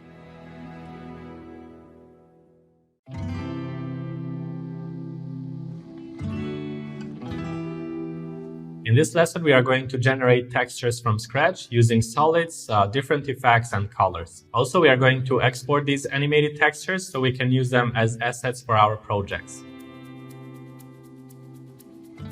Okay, now we are on the same project and I'm going to create a new composition. So for that, we can go to composition, new composition. Again, we have the size, frame rate, the duration. Let's change the title to generating textures. I will click OK. Now we don't need to drag any textures here because we are going to generate them. We can go to this panel right here where we drag the layers and I'm going to right click, new solid. And we have the size that matches the size of the composition. We have the color. We can make it black, although it doesn't matter. I'm going to click OK. It has created a new layer, which is just this black background. On this layer, we are going to apply an effect to generate the textures. It is called fractal noise. So we will go to the effects and presets. It is under the noise and grain group. I'm going to drag it and put it on this black solid. This is the texture that is generated. On the effects and controls, we have the fractal noise and all its options. It is black and white, but it's not a problem because we are going to apply the colorama effect later. We can go through these options first and then focus on one that we need mostly. The first one is fractal type and noise type. If we click on the fractal type, we can see all these options starting from the basic.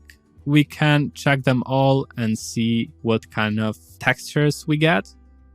But based on the shapes that you like, you can choose any of them. Maybe I can go with this one because it has these wavy shapes. We have the noise type, the same thing.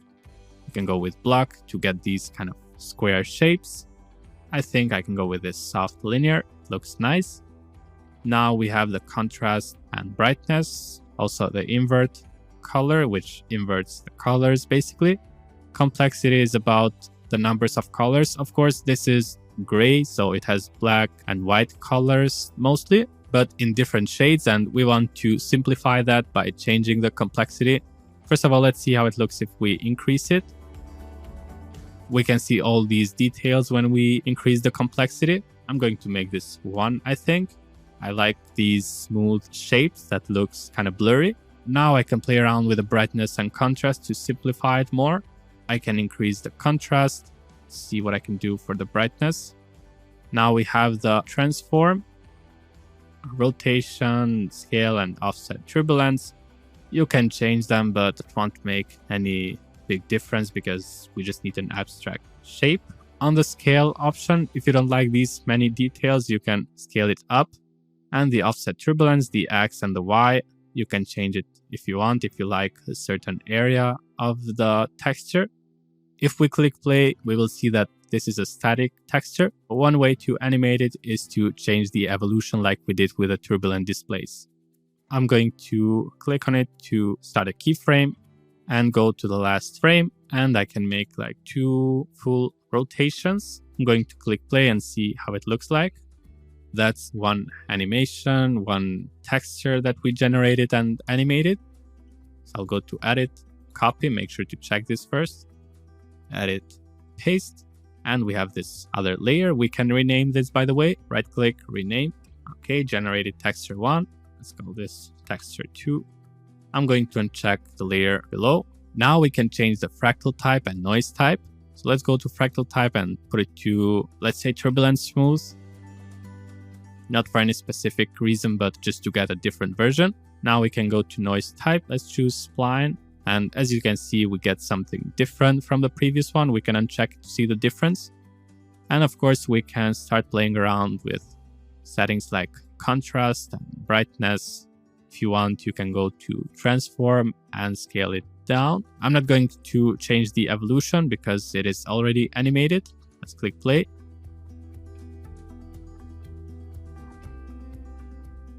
Let's make another copy of this. Edit, copy, edit, paste. It is renamed automatically texture 3. Let's try something else on this fractal type. We can go to dynamic. I'll just leave it to spline. And now I can play around with the contrast and brightness. I'll go to transform to scale it down. Okay, let's click play. Now that we have all these textures that we generated, we just need to change the colors. To change the colors from black and white to something colorful, we are going to use the colorama effect. So we can go to effects and presets and search for colorama. I can drag it and put it on the effects and controls, or just put it on this texture. And we need to make sure that it is under the fractal noise, because if we put it on top of it, it will remain black and white. So let's put it below. Now, again, like we did before, I will go to the output cycle. I'm going to change the colors of the output cycle and then animate the cycle repetitions. I'm going to change this red color to purple, also the green one. I'm going to click OK, and we can see how it affects the texture. Of course, we can change the position of these colors. I'll see how it looks if I put the blue on top. Okay, I think I'm going to leave it like that. Now I need to change the cycle repetition. So I will just click on it and go to the last frame. Yeah, I'm not going to increase it too much because we get all these details, and I think 5 should be enough. I can just copy this effect. So I can click on it, edit, copy, and paste it on both the other textures. Make sure it is below the fractal noise effect. And I'm going to click play, see how the third one looks like. And let's see also the other textures by unchecking the first one. And let's see the first one too. First of all, I'm going to save project.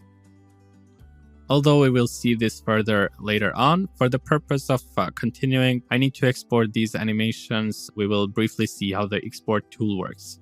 I will start with the first one. So I will go to File, Export. We need to go to this first option, Add to Adobe Media Encoder Queue. And yeah, what you need to know about this is that here you get all the projects that you can export. Here are the projects that I've exported recently. Okay, now that we have it, On the right side, basically we have this start queue and stop queue that we need to use when we start the render. First of all, we need to click on this match source high bitrate. Here are all the export settings. So I'm going to zoom this. First, we see the format and the preset. For the preset, basically you have different sizes and resolutions. For example, if you want to export it for YouTube, you have these presets, but I'm going to go through these later. For now, we just need to export them as MP4 video formats. On the format section, just choose this one, H264. This is the output name. It means that we can choose the folder where we are going to save it. So I'm going to click on it. Let's put a name. Let's call this just one. I'm going to click save. Here you have these effects, video, audio, multiplex, captions, and publish. What I do is just click on the videos section and work with the options here. Here we have the width and the height. I'm just going to leave it as it is. Also the frame rate and field order aspect, because they are decided when we created the composition. The only thing that you need to worry about in this case is to change the bitrate. The more you increase it, the more you increase the quality, but I would suggest you to go with something like 30. It is enough. Yeah, now we just need to click OK. Here is the folder where we are going to save. It is ready to render, so we just need to click on this start queue. It will start to render. While this one is rendering, I'm going to go to the previous composition. You can see them right here. This is the generating texture, and this is the composition where I animated the textures that we created from Photoshop. I'm going to keep doing the same thing to export some of them. Now we have our textures ready, so in the next lesson, I'll showcase my favorite effects to achieve the trippy look.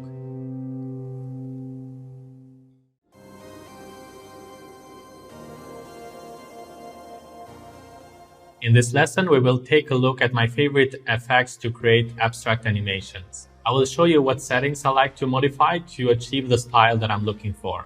Remember, I'll know what I like when I see it, so let's explore. Now we are going to open the textures that we just exported from After Effects. So I'm going to double click on the project section and I'm going to select all these files. I'm going to import them. These are the animations that we imported from After Effects. Okay, now I can use any of them to show you the first effect. I will create a new composition first. I will use the HD resolution. Frame rate 30, and let's make the duration 6 seconds like we have done with all the other animations. I will click OK. I will go with this one with number 5. I will just drag it to this new composition. Also, I will right click and go to composition settings. I can rename this.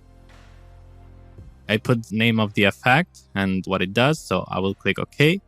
Now I'm going to duplicate this, copy, edit, paste. We can see the difference later. I will uncheck the layer below. I will go to the effects and presets. Just search for card dance. It's under the simulation group. I will just drag it and apply it to this layer. Here we have the effect applied.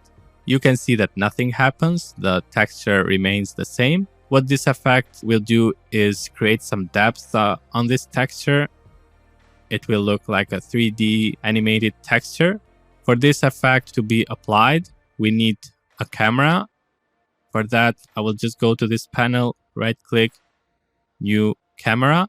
And the whole point is to have a new camera that we can use. We don't need to change anything else. I will just click OK. Here we have a new layer, which is the camera. Now let's click again to the layer where we applied the effect. Here you have all the options, but the first thing that we need to do is change the camera system. We need to go to this comp camera, use the camera that we just created, and we can still see that nothing happens. That is because we need to go to this gradient layer and select the layer that we want to apply the effect to. In this case, we need to apply it on this one. I will just click on it. Now the effect is already applied, but we cannot see it because we need to split this into different shapes in different squares. we have X, Y, and Z position. Of course, to see the depth of something, we need to change the Z position. So I will open it. We need to change the source from none to intensity 1. Now we can see that it is split into different rectangular shapes. The number of shapes depends on the number of rows and columns. If we want to see more rectangular shapes, we need to increase the rows and the columns. We can increase them like that, and you can see that the rows are starting to increase. I can do the same thing for the column. Usually I try to make them look like little squares, like pixels. Usually I decide by just looking on the video. So for now, I will just leave it like that. I want to create some more space between these squares. So if you zoom in, you can see that sometimes they are blended together. To fix that, we need to go to the scale option, to the X and Y scale, and just change the offset. It means that you change the position of these squares related to the other squares. We can decrease it, and as you can see, they get smaller. That changed just the X, so now we need to change also the Y. Usually I put the same number so it is symmetric. I will put it 0.7 again on the offset. This way we create more space between these squares. Now let's click play to see how it looks like. So you can see all these squares moving like pixel shapes. So that's the basic way of how this works. Of course, you can go and play around with all the options, and this is what we are going to do now, so we can decide about what we like more. We are going to play with the position, the rotation, and the scale. We can go to the X position. If you want to distort the X position is from the left to the right. We can go to the source and put it to intensity 1. And as you can see, it is distorted. Of course, you can change the multiplier to distort it more. And if you want, you can also use that as a transition. But that's not what I'm trying to do now. So I'll just put it as it was. The same thing for the offset like we did before. Changes the position from the left to the right or the opposite. I want it to be in the center, so I'll just put the offset to 0. You can go and try all these options like intensity 1, red, green, blue, and so on. Each of them has a certain type of distortion. But in this case, I just changed the Z position. I will leave the X and the Y the same. So if we go to the Y position, you can go to the source and put it intensity 1. And logically, it should distort from the top to the bottom because that's Y position. So let's try it. Is the distortion from the top to the bottom. And to distort it more, you can increase the multiplier. And to change the position from the bottom to the top, you can change the offset. I will undo that. And if you want to try a different kind of distortion, you can use another option from the source. I'll just put it back to none. On the Z position, we already put this into intensity 1 because we wanted to create a 3D effect. To do that, we needed to change the Z position to give some depth to the texture. If we change the multiplier, logically, it should create some more depth, I think. So let's try it. Yeah, as you can see, we can go inside these squares, and if we decrease it, we can see that it gets smaller. Okay, let's put it back to 1. We can also change the offset to zoom in or zoom out. We'll put it back to 0. Now that we played around with the position, we can see the rotation. Again, the same thing. We can change the source. We can put it to intensity 1. Now let's change the multiplier. You can see that when we put source to intensity 1, the square shapes are rotated. Let's put it back to none so you can see the difference. Pay attention to these squares. You can see that they are rotated. Now we can change the multiplier to rotate them more. And of course the offset. Again, I'll put it back to as it was. And I'll put this back to none. I can go to the X rotation. And I'll put the source from none to intensity. And you can see that they are still rotated from a different position compared to before. Okay, you can also change the offset, try different sources to get different results, but the main idea is that the squares will be rotated. Now I'm going to undo that. And the same thing for the rotation. Let's change the multiplier. Yeah, you can see how they are rotated. Going to zoom in so you can see better. Let's put this to full. And one thing that you need to remember is that you can animate all these movements. Now we have the X scale. We can change the multiplier. As you can see, they are getting bigger only on the left or right position because that's the X scale. Same thing for the offset. You get this kind of stretch of the squares. I will just undo that. And yeah, now let's see again how the animation looks like. Something else that you can do is combine it with texture where we didn't apply any effect. So I will check it and we can see how it looks like. Looks really nice with these square shapes, I think. So yeah, you also have that as an option. Now I will save the project and I will create a new composition. I will call this Mercury. I will leave the size as it is, also the duration. I will click OK. And now I will show you another effect that you can apply to these textures. So I will go to the project section. Let's go with this one. I will just drag it and apply it. Yeah, this is the animation that I'm going to use. So as always, I'm going to copy this and paste it so we can have a copy of this texture. This way we can see the difference after I apply the effect. So I will uncheck the layer below and I will show you immediately the effect that I'm going to apply. It is called CC Mr. Mercury. Yeah, it's this one.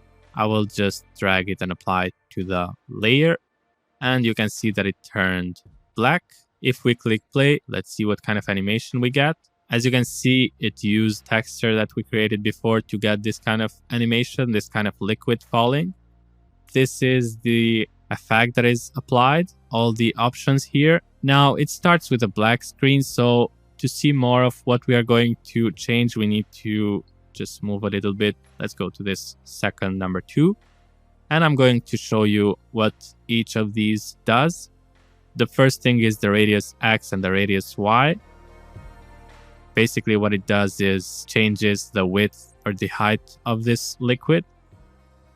As you can see right here, this is more like in the center. If we want to cover the left and the right part, we need to change the X. Let's increase it. And as you can see, covers more the left and the right part. Now there is the radius Y. We can increase it and we can see that it covers more the top and the bottom part. I'm going to click play again. So now it looks much better because it covers the whole composition. Now the producer right here is about the center of the animation. The center is this area right here. If you want to change it, you can change the X and the Y right here. Yeah, here's if you want to put it on the right side. Here's if you want to put it on the left side. Let's put it back as it was. To position it on the top or on the bottom, we can change the Y. I don't think that's necessary, so I'm going to undo that. Now we have the direction with this circle angle option right here. As you can see, it does this kind of rotation of the bubble shapes. I'm going to put it back as it was. Now we have the velocity, means the speed of the animation. That's the speed of the bubbles falling down. Let's make this 4 so we can see the difference. As you can see, now they are moving faster. I will bring it back to 1. The birth rate is about how big these bubbles should be, how fast they grow. If we increase birth rate, we can see that they grow bigger. Let's start from the beginning. As you can see, they grow bigger based on the value that we put right here on the birth rate. I'm going to put it back to 1. Now we have this other option, longevity. Let's see what it does. We can decrease it and increase it. As you can see, when we increase it, we see that the bubbles are smaller and we are on this second one position. Let's click play. And we can see that the shapes get still bigger, but they need some more time, and we can see some small shapes growing bigger too. There are some bubbles that are being generated, starting from really small shapes, and then they get bigger. If we undo that, and let's click play again, yeah, we can see that these shapes grow bigger faster. To say it in an easy way, both of these options, the birth rate and longevity, are about increasing the size of the bubbles. Now we have the gravity. What gravity does, like in real life, it just puts objects down. It makes them fall. In this case, we can see that the bubbles are falling because the gravity is 1. If we make it 0, they should just float. They are just floating around. If we make it negative, they should go up. They are going up because the gravity is negative. Usually I like the options when the bubbles float. This is why I'm going to put the gravity to 0. Now we have the resistance. Let's increase it and see how it affects the bubbles. Obviously, what it does is prevents the bubbles from reacting with each other. So it increases the resistance between them. If we undo that, we will see that they react with each other smoothly.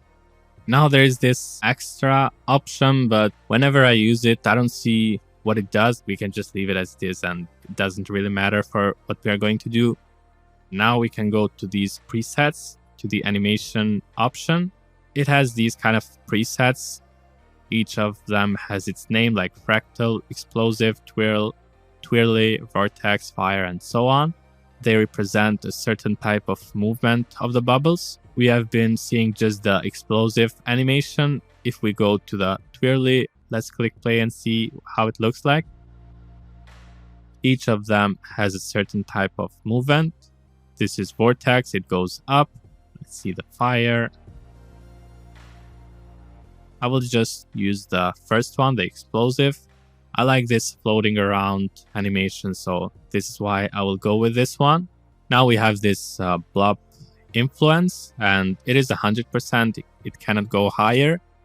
If we decrease it, we will see that the bubbles will get smaller. They will detach from each other. They do not react too much with each other. I'll put this back to 100%. And you also have some kind of presets. I don't really spend too much time on, because these are kind of abstract shapes and it doesn't matter too much if this is blob in or blob out.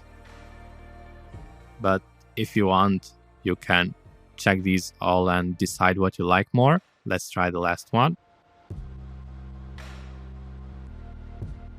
I will just go with the default one.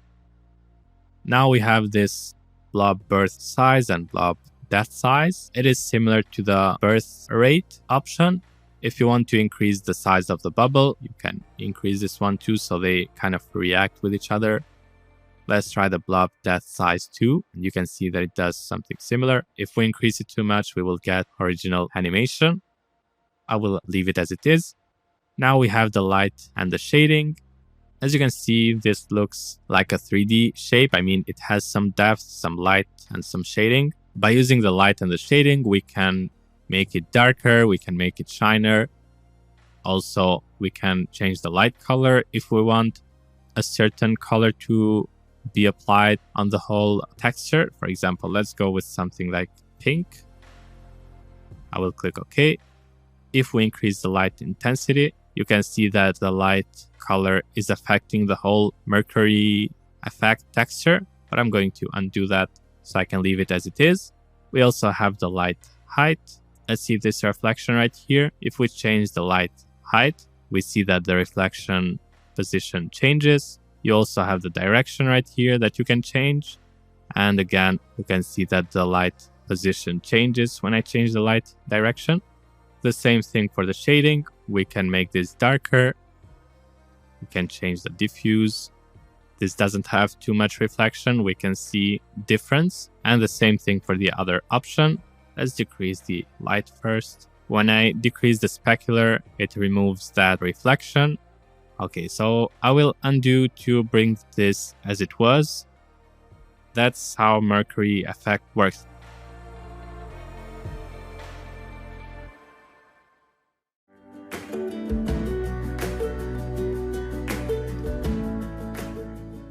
I will create a new composition to show you the third effect.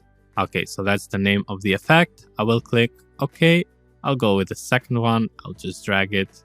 Also, in case this doesn't match with our composition, let's say we put it like that, we can go to the layer, go to transform and go to fit to composition. And now I'm going to show you the effect that we are going to use. I will just search for it, and it's this one right here under the stylize group, CC Kaleido. It is about the kaleidoscope effect. I will just drag it and apply it to this layer. I'm going to uncheck it so we can see again how the texture is animated. When we apply this effect, we get these kind of geometric shapes. Let's see how it looks when it is animated. We have this kind of sacred geometry effect. We don't have a lot of options that we can play around with like we had on the CC Mercury. We have the center, the size, the mirroring, and the rotation. Here's the center, that is this circle right here.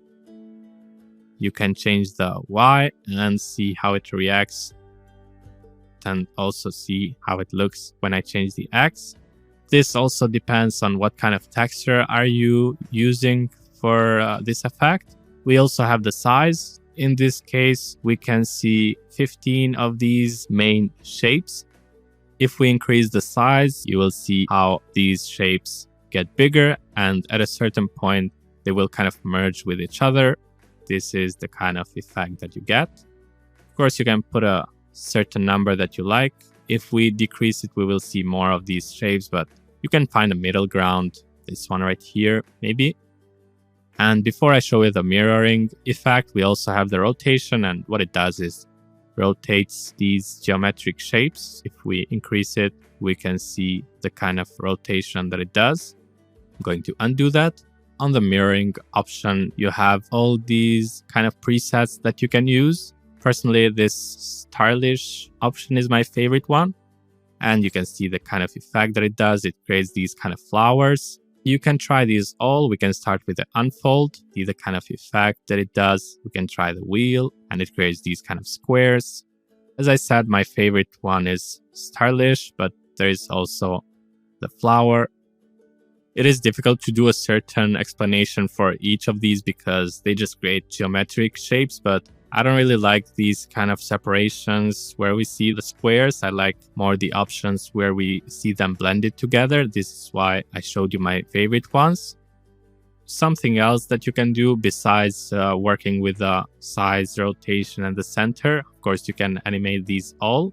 To duplicate this, so let's click Ctrl D, make sure to check the effect. Now we have two effects, and we can change the mirroring to, let's choose stylish, and you will see a more detailed geometric shape.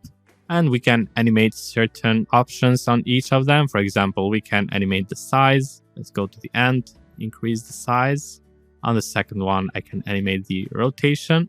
I'll just make a full rotation. So now let's click play. So yeah, that's just one of the possibilities. We can duplicate this again by clicking Ctrl D.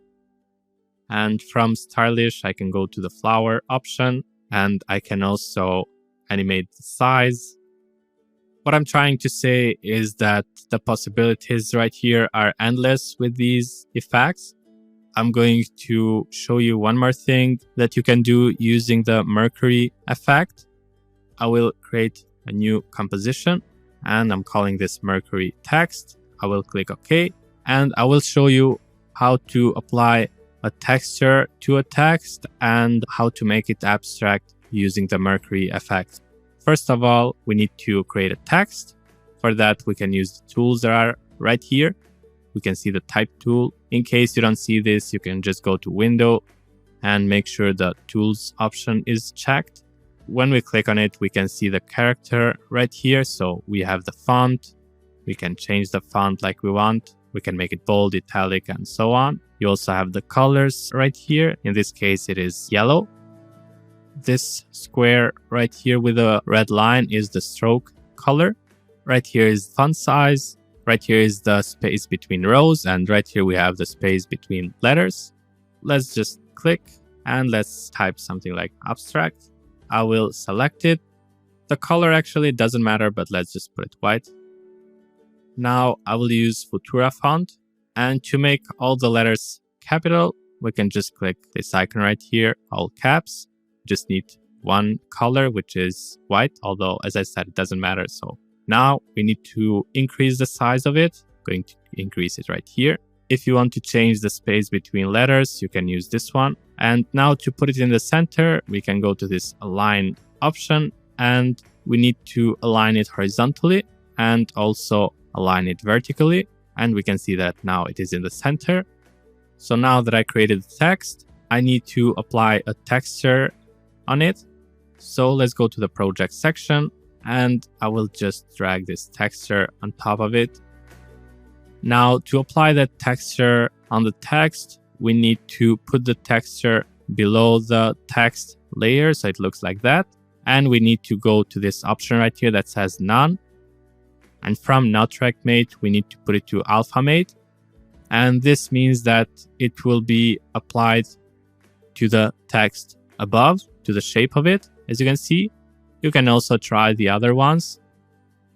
This one is applied to all the space except the space or the shape of the text. In this case, let's just use this alpha mate. And in case you don't see this, you can just go to this option, expand or collapse the transfer control panel. This way you can see this and get this kind of effect. Automatically, layer above will be unchecked. Or just leave it as it is. In case you check it, you will see the white color. Let's uncheck it, and if we click play, we will see the animation that is played inside the shape of the text. Now I want to apply the Mercury effect to that text, but as we can see, we have two layers. To fix that, we can just select them both by holding Control and right click on this pre-compose. This is like putting all layers in a group like it is in Photoshop, and I'll just leave them as they are, click OK. Now we have this as one layer and it still have the same length like the composition. So let's go to the effects and presets, and I will search for Mercury again. I will just drag it. If we click play, we will get this kind of animation. Basically, what we need to do now is to change the options so the text is readable, but at the same time it is abstract. Right now we have all these options, and there is not like a formula that we can just put certain numbers here and get this to look readable, distorted at the same time. But we can go through each of them. For example, the radius X and the radius Y. As we said before, this is to get some more animation on the left, right, top, and the bottom. So we can increase it so it covers more of the text. And I think that should be enough, because the text is positioned right here in the center. We don't need to change the producer. Also, we don't need to change the direction. The velocity doesn't matter. Now, when it comes to birth rate, if you remember, it was about how big bubbles get. Now we need to change that, because to make this readable, we need bigger bubbles. So let's increase it. And we can see that the more we increase it, the more we see the text. So let's click play again. We are starting to see the text. I think that's the most important option to get the text readable. Now I think we need to also decrease the velocity. To fix that, we can make this 0.5. Don't need to work with the resistance or all these options. I can just try to change the blob birth size and the death size. As you saw, these are the three main options: the birth rate and the blob birth size and death size. These are the options that you get a readable text while it is also abstract. And usually what I do when I create these kind of animations is put a grid background. So this is what I'm going to do now. I will go to this panel, right click, new solid. The color doesn't matter. I will just click OK. Now I will put this below. On the effects and presets, I can just search for grid, and it is under the generate group. I will apply it and immediately it will create this grid, but we need to make these squares smaller. For that, we can go to the corner, change the X and the Y. Let's change also the Y. And usually I try to make them as squares. Now the border is about the size of the lines. I will make them 1. And the color, I think I'm going to make it darker. I need to make the squares smaller, so I will decrease X and the Y. So yeah, I think it looks better now on the grid. And if you want, you can just copy this and go to the Mercury, paste it, and let's just put it on the background. And it also looks nice here.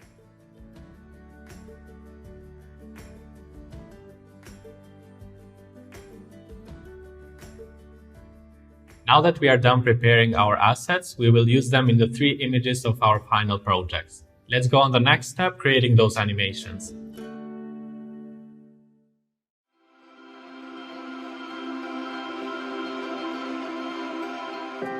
In this lesson, I'm going to show you how to create our first animation using silhouettes and a glowing texture.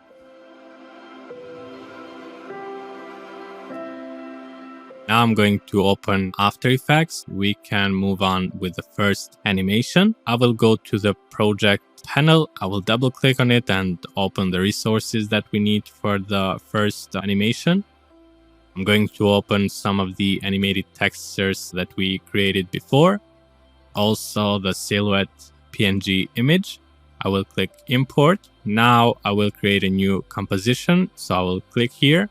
I'm going to make the width and the height the same size as the textures, so 1920, and I'm going to uncheck this lock aspect ratio because I want the width and the height to be different, 1080, so we have an HD resolution now, and the frame rate 30 like it was before. And now I'm going to set the duration to 6 because that's length of the animated textures. I'm going to click OK. I will go with this first one. I'm going to drag it and apply it on our composition. In case you drag it and it is somewhere right here, you can always go to the layers panel, right click, transform and fit to composition. So this way it fits the composition size, and also you can see on the timeline it is matching the length of the video. So the length of the video is the same with the length of the composition that we set. Now we need to also drag the silhouette. So let's drag it and I'll put it in the center by matching these 2 circle shapes you can see right here. And the silhouette image is too big compared to the size of our composition. You can see the size of the silhouette right here. It is about 5,000 with 3,000. So we need to match it with our new composition. To do that, we need to scale it down. Again, we go to the layers. We have to have in mind that the silhouette layer should be on top of the animated texture layer. It is the same logic as it was in Photoshop. So in case we put it on top, we cannot see the silhouette. To scale it down, we just click S on the keyboard and we open the scale option. Make sure to check this kind of chain right here. So the X and the Y are changing proportionally. When we decrease the X, also the Y is decreasing. We can decrease it until a certain point. Of course, it doesn't have to match perfectly. We can also make it a little bit bigger. We can also click and drag if we like. For example, if it looks better like that, you can keep it. Again, maybe you are using a different picture, but just have in mind to have a nice composition. So now we need to work with the adjustment layers like we worked in Photoshop.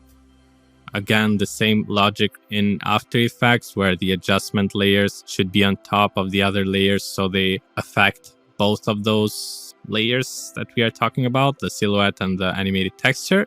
I'm thinking to add some glow on top of this so we get a kind of blending of these 2 layers. To create a layer in After Effects, you have to go to this panel right here, right click, new adjustment layer. Automatically it is put on top, but you can drag it and change the position if you want. I'm going to right click, rename, and let's call this glow. And actually let's just right click and go to composition settings. Can also change the composition name to glow. Okay. Now, basically, we will go to the effects and presets and search for the effect. Let's just go to this effect. Let's just drag it. I will put it on the adjustment layer on top, and immediately we see a change in the animation. We go to the effects and controls to change all the options of the effect. We can see what happens if we check it or uncheck it. Now you can see all these options right here, but to get a nice glow effect or to kind of blend these two layers, we just need to work with 3 of them, and I'm going to show you. But of course, I'm also going to show you the possibilities by playing around with all the other options. First, we have the glow threshold. You can see that by default, it is 60 degrees. If we decrease it, we will see a lighter glow. While if I increase it, we get something similar to the original texture without the glow. Let's put it something like 82%. Just a nice touch of the glow. Of course, this also depends on the kind of texture that you have, but let's go to the other 2 options and then you can balance them together. Now let's go to the glow radius. First of all, I'm going to zoom in. Let's go to this hand tool so we can have this image in the center. You can see that there is a kind of red line on the edges of this silhouette, and it is created from the glow. When the light comes from behind, there is this effect created, and this is how we can blend both images. If we increase the glow radius, we can see more from that red light. I think this is important for what we want to achieve. I just zoomed out and I'm going to increase the glow radius. Right here, there is not like a formula, but I guess it looks nice like that. You don't want to get something like that. And also not to make it all red. I think around 70 should be fine. And the glow intensity, based on its name, if we increase it, we get a higher intensity of the glow. If we decrease it, we decrease the glow. So I think we can just put it like 1.1.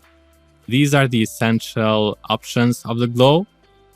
I would just leave it like that, but of course I'm going to show you what each of these options does.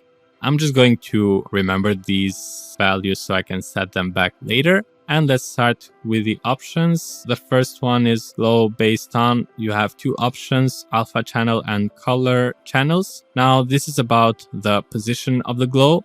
If we put it on color channels, we will get the glow based on colors. For example, where we have lighter colors, we will get the glow from there. While if we go to alpha channel, we will get the glow only from the edges of the image. The colors of the texture doesn't matter. It just shows some glow on the edges, and we don't need that in this case. So let's go to color channels in an easy way.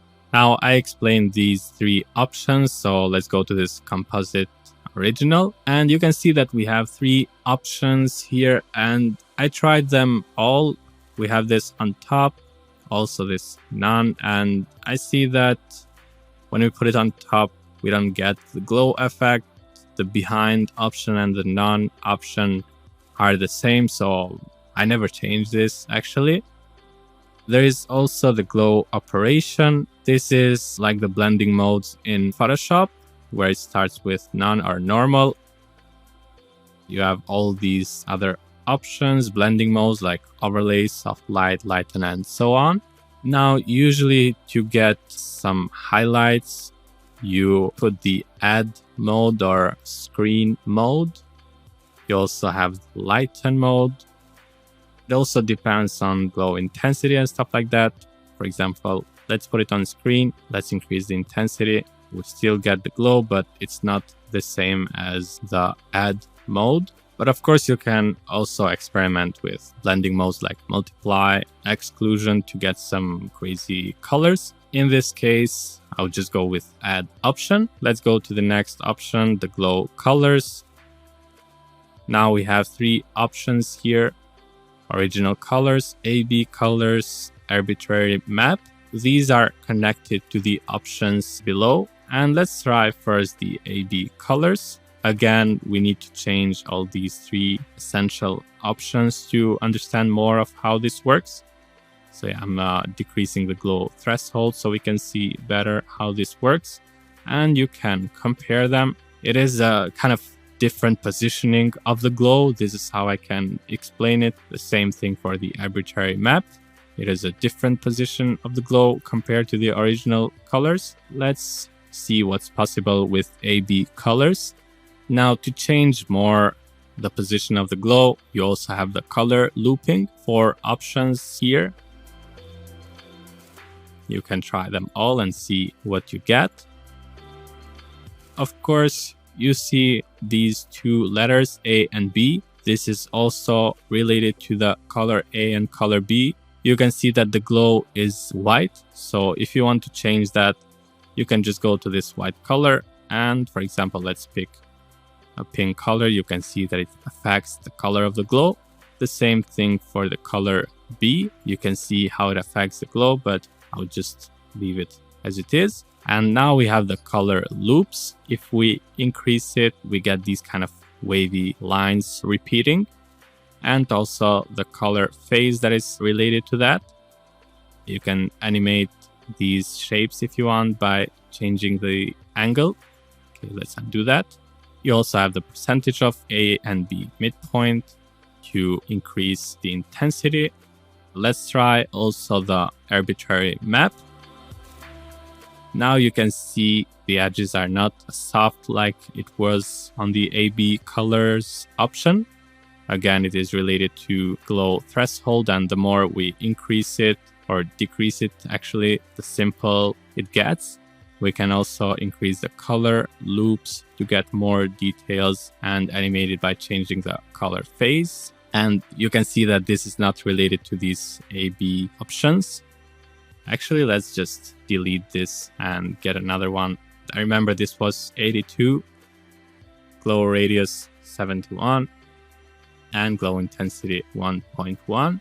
And there's one more option that I can show you what it does, which is the glow dimensions. And it is about the direction of the glow. The default one shows horizontal and vertical combined. If we go with the horizontal, you will see that the direction of the glow is horizontal. Put it on vertical, you will see how it changes. So this is if you are animating something that moves fast to a certain direction. You can use that in those cases, but for now, we will just go with the default one. Let's click play to see how this looks like.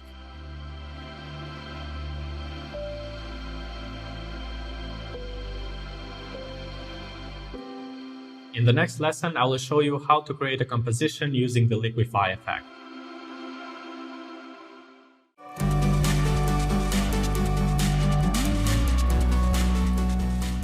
In this lesson, I'm going to show you how to make a more complex animation using different layers and use the pen tool to create a mask.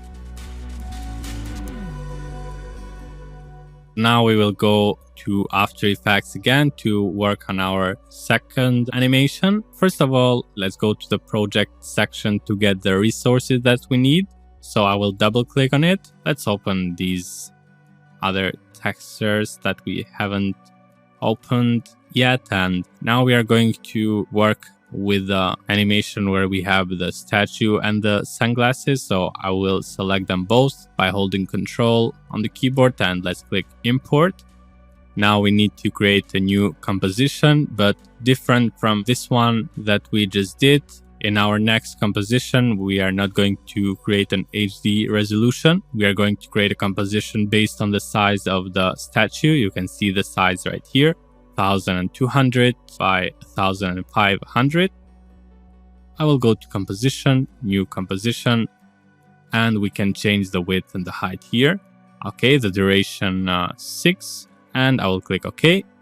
Okay, now let's drag the resources. Let's start with the statue, and you will see that it matches the size of the composition like that, and the sunglasses too. Okay, what we are going to do is put one of these textures inside shapes of the sunglasses, inside these circles, and then use the liquify tool to animate them. Let's go with this one. We'll put it in the center, and as you can see, it is on top of the previous layers. So I'm going to scale it down so it matches the size of the sunglasses. I'll type S on the keyboard, and I'm going to scale it down.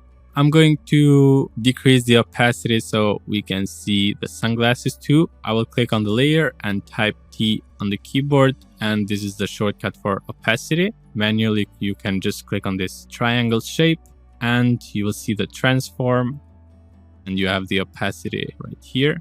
I'm going to decrease it, and you also have the scale. Now, as I said, I want this texture to be inside these circles, shapes of the sunglasses. To do that, we need to use pen tool.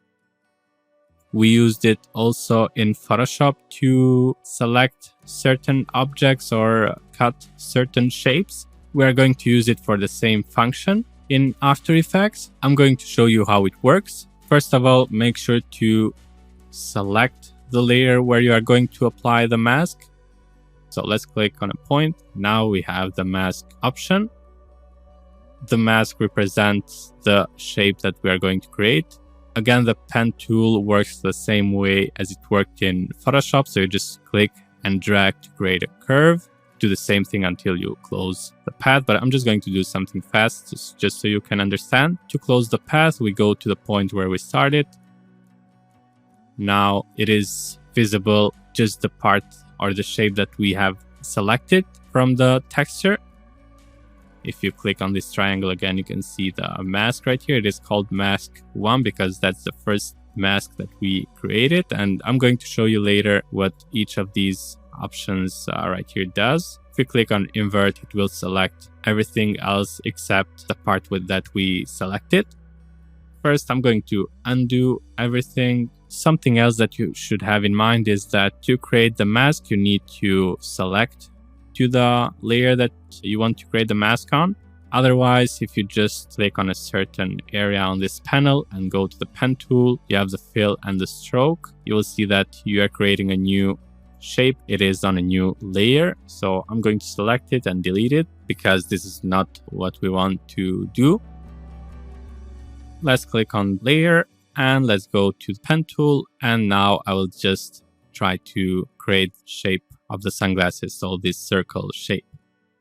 Again, I'll just click and drag. Of course, it doesn't have to be perfect because we are also going to apply some glow effects, so we won't really be able to see the edges. Just try to do the best that you can.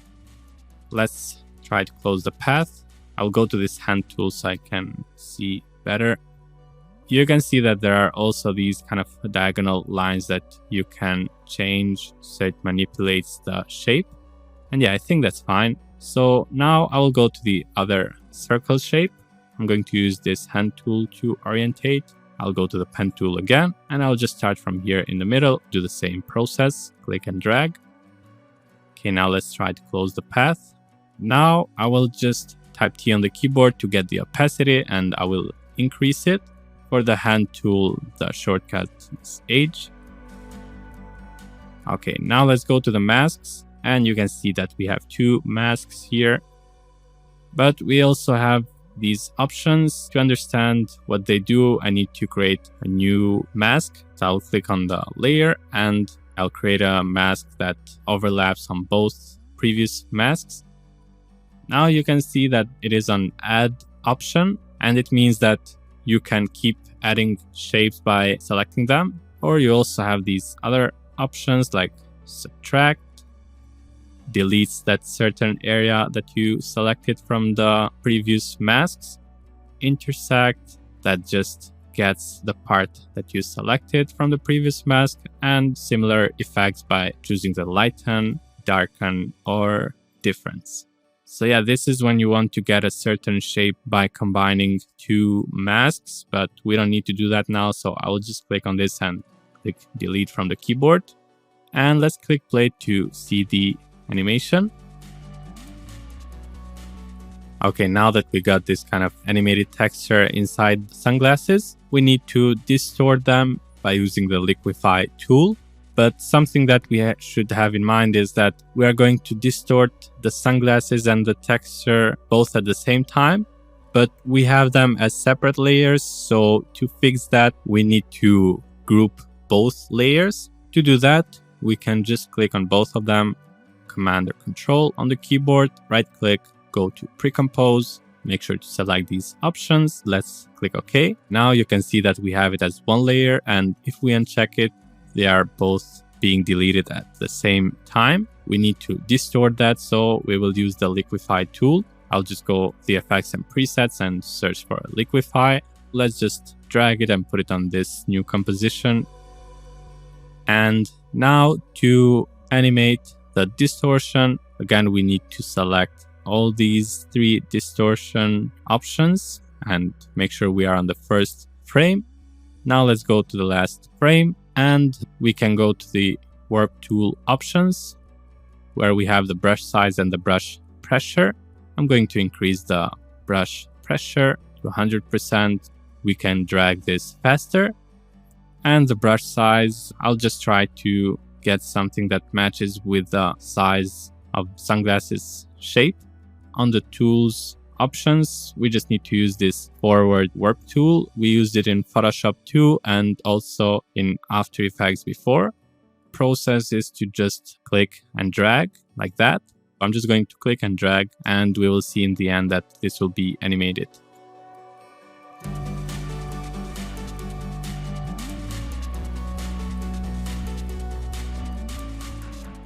Okay, so now that I did this distortion, I will just go back to the first frame and click play. Have in mind that this will take some time to load because of the liquify tool. I'll just click play and see.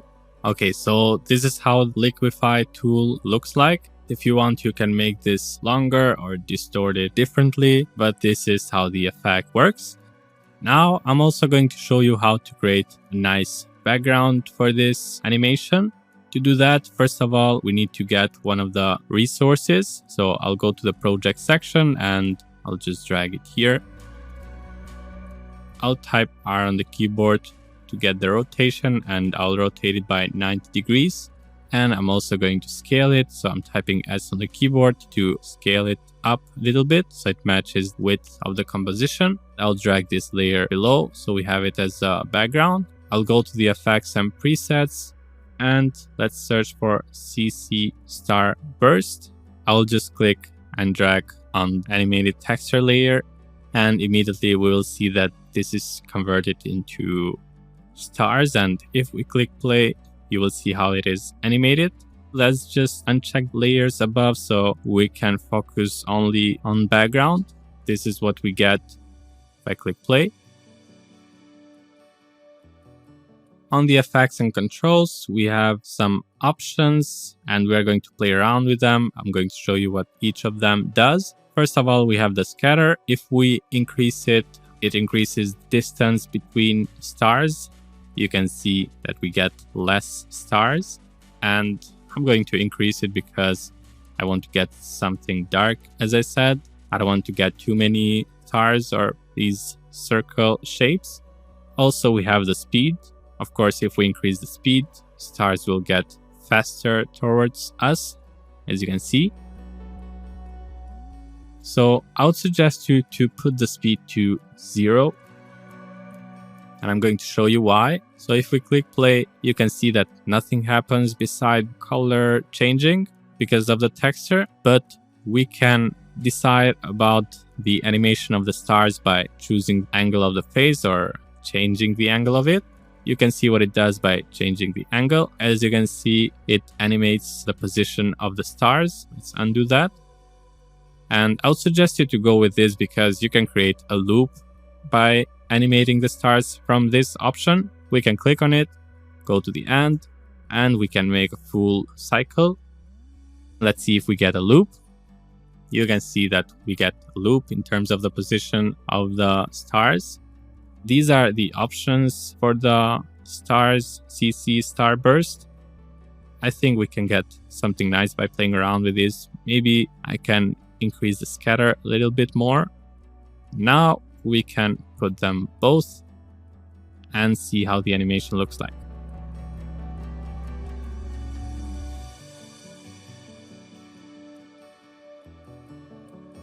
In the next lesson, I'll create a composition using different overlays.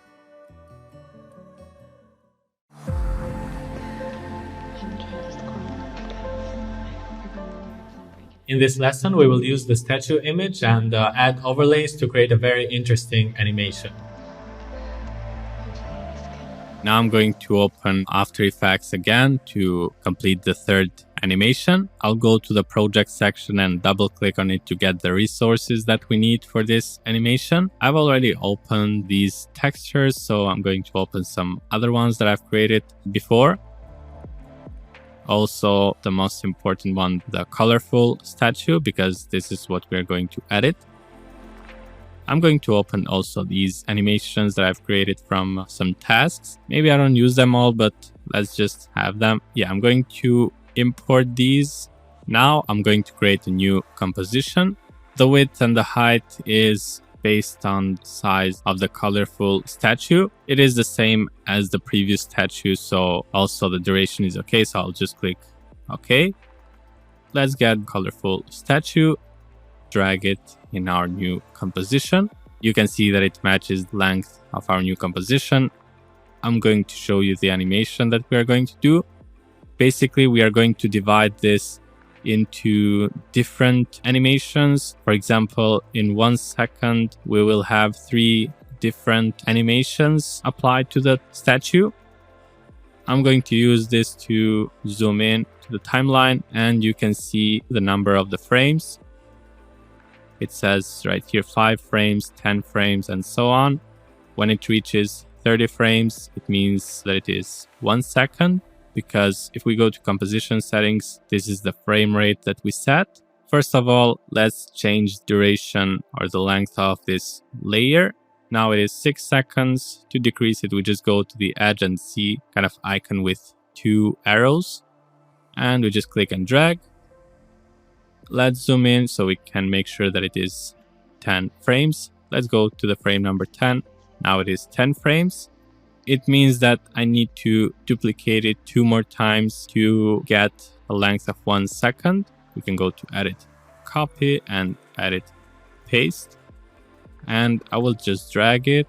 It starts from frame 10 and it ends on frame 20. Now again, Control C, Control V. Let's drag it. And now it starts from frame 20 and it ends on frame 30 or on the first second.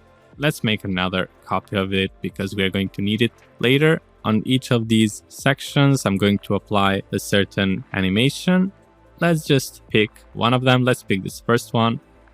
I'm going to drag it. First of all, we have the duration of the animation, which is 6 seconds. We want to match it with length of this layer, which is 10 frames. One way to do it is to just drag it and match it with the length of layer below, or we can undo that. Right click on the layer, go to time stretch, and now you have 2 options here. First is stretch factor, and secondly, we have the new duration. So what it is about is to make the animation faster or slower. You can see the duration right here that is 6 seconds. If we put the stretch factor 200, the new duration will be 12 seconds. It means that it gets 2 times slower. Based on how fast or how slow you want the animation to be, you can change the stretch factor. If you have a certain length in mind, you can just go to the new duration, and let's say we want this to be 1 second, and the stretch factor will be adjusted based on that, so it reaches the duration 1 second. I'm just going to do it like that. Click OK. I can also change the length from here. If I click play, you will see that it plays really fast. We need to apply this animated texture to the colorful statues. We are going to do it like we applied the animated texture to a certain text shape. So let's drag this below the colorful statue layer. We go to this node track mate and change it to alpha mate. Again, if you don't have this, you can just go to this option right here so it appears. You can see that this layer is visible, so both of these layers are visible, but when I click on alpha mate, you can see that this gets invisible. Animated texture is applied to the shape of the statue. Let's click play. You can see that it is applied only to this layer. This is not where it ends. We need to do another adjustment to it. I'm going to make a copy of this layer of the statue, Control C, Control V, and I'm going to drag it below the texture. I'm going to check it so it is visible. Now I'm going to play with the blending modes. Here is the mode. It is normal. And if we click on it, we get all these options. And let's try the screen mode. You will see that statue below is visible. This is the kind of effect that I want to achieve. So I can apply a certain texture to a statue in a certain blending mode. We should have the texture in the middle, on top, and in the bottom of that. We need to have the statue layer. We put texture to alpha mate. We can play around with the blending modes. We can put it on overlay, difference. It also depends on the kind of texture that you have. Usually what I just do is go through different blending modes and see what I like more. Let's try the overlay too. Guess I can go with the overlay mode. This is what I'm going to do basically. I'm going to drag textures and apply them to certain statues. Let's go and pick another texture. Let's go with this one, card dance. I'm going to drag it, make sure it covers the size of the statue.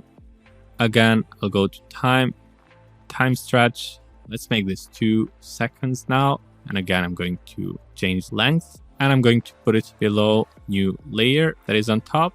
And now again, I'll go to the alpha mate and it is applied to the statue image. I'm going to copy the statue, Control C, Control V, and put it below animated texture. So now we have the texture in between both these statue layers. Now the next step is to just play around with the blending modes. Based on my experience, I've seen that this works really well with the darken options.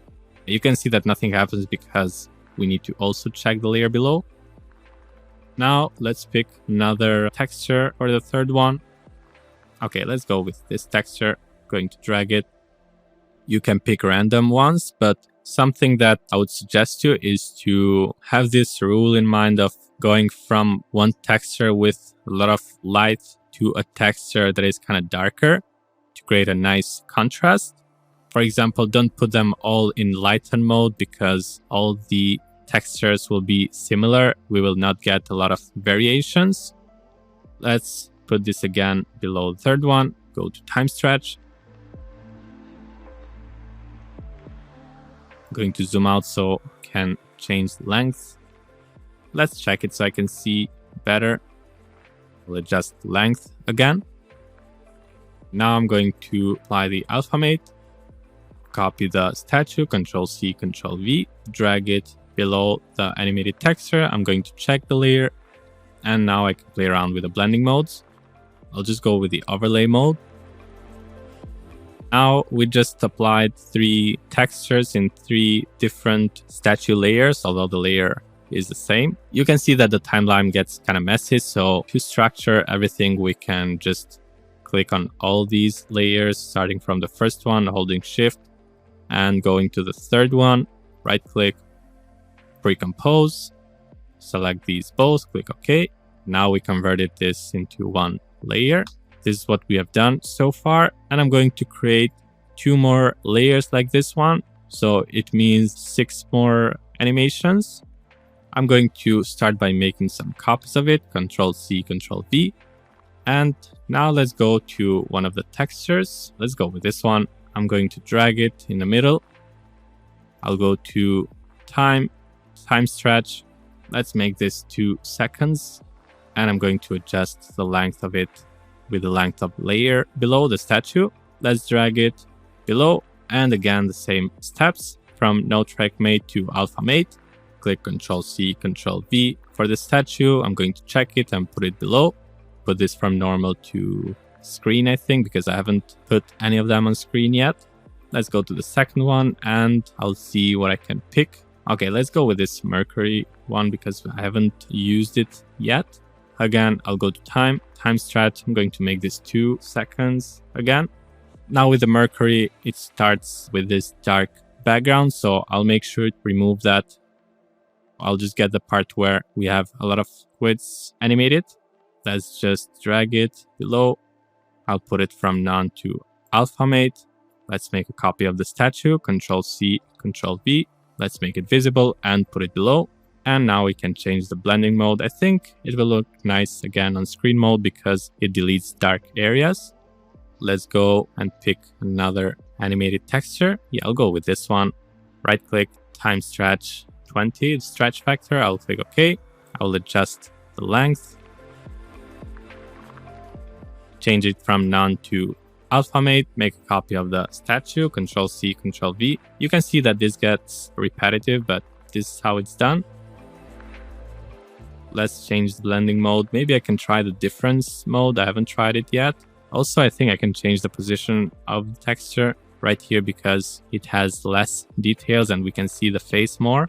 I tried the difference mode because I haven't tried it yet since the first animation. Yeah, we created again 3 more animations. I'm going to select them all by holding Shift, right click, pre-compose, click OK, and we have the second layer. Now let's make 3 more statue layers. So Control C, Control V. Okay, I'll go with this one. Right click, time stretch. Let's make this stretch factor 30 here and let's match the length. Again, put it to alpha mate. Control C and Control V. Put it below. I'll see how it looks on overlay. And now let's pick another texture. Again, the same process. I'm going to make this 2 seconds. Let's put it below. And I'm going to make a copy of the colorful statue. Make it visible and change the blending mode from normal to maybe screen, I think. Let's pick something from the last layer. I'll go with this one. I think it is a Mercury effect. Okay, let's pick a certain part where we have a lot of liquid shapes. And I'm going to adjust it. Let's do it again. Alpha mate. Make a copy of the statue. Control C, Control V. Put it below. Texture. Make a statue layer visible. Let's make the blending mode from normal to screen. This is what we get. Let's select them all by holding Shift, right click, pre-compose, click OK. Now we have 3 layers, 9 animations. You can see that in total they are 3 seconds. If you want, you can select them all again by holding Shift, right click, pre-compose, and click OK so we can have them as 1 layer and we can duplicate it. Control C, Control V. Now it matches the length of the composition, 6 seconds. Let's click play. If you want to make this faster or slower, again, you can just click on one of the layers, go to time stretch, decide about speed of it. If you want, you can make it faster or slower by changing the stretch factor. Now I will just show you how to create a nice background for this. Let's also change the name of this. Let's call this overlays. Go to the layers panel, right click, new solid. It will just create a solid color. It doesn't matter, so let's leave it as it is, purple. I will click OK and put it below. We can go to effects and presets and I'll search for grid. I'll just drag it and put it on this solid. Immediately we can see that it creates a grid. First of all, lines are too big, so to change that we can change the border. From 5 we can put it to 1. We need to get some smaller shapes, so we go to the corner and we decrease the X to get more lines. Also the Y. I try to make them squares, but it doesn't have to be perfect. Also we can change the color. From white, maybe we can make it a little bit darker. I'll click OK. I think this is a nice background for this kind of animation. Let's click play once again.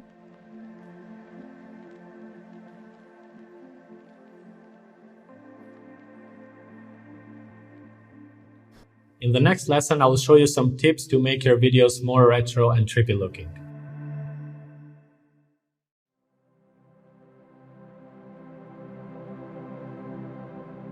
Once you are done with creating these compositions, sometimes it is necessary to take a step back and come back to it later to make the final touch-ups. Sometimes it will be a client who asks you for some adjustments, so in this lesson I'm going to show you how I face this process.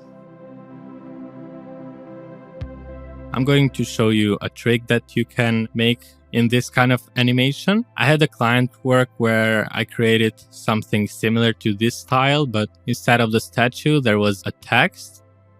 I applied all these overlays to the text. I sent it to the client, but they liked the overlays, but they didn't like the text. I had to replace the text basically. One way to fix that is to put the text and then start adding the overlays all over again to adjust it to that new text. Or a much easier way is to do it the way that I'm going to show you now. To replace the statue and have the overlays at the same time, what you can do is go to the project section and find the layer of the statue. It is this one in this case. Right click, go to replace footage, go to file, and go to the folder where you have another statue. You can replace it with that. So let's do it. Let's suppose that we want to use this black and white statue instead of the colorful ones. Let's just click on it. Now you will see that the colorful statue is replaced by the black and white one, and all the overlays are applied to that. So let's click play to see how it looks like. It is replaced with a colorful one. Now I'm going to replace that again with the one that we used before.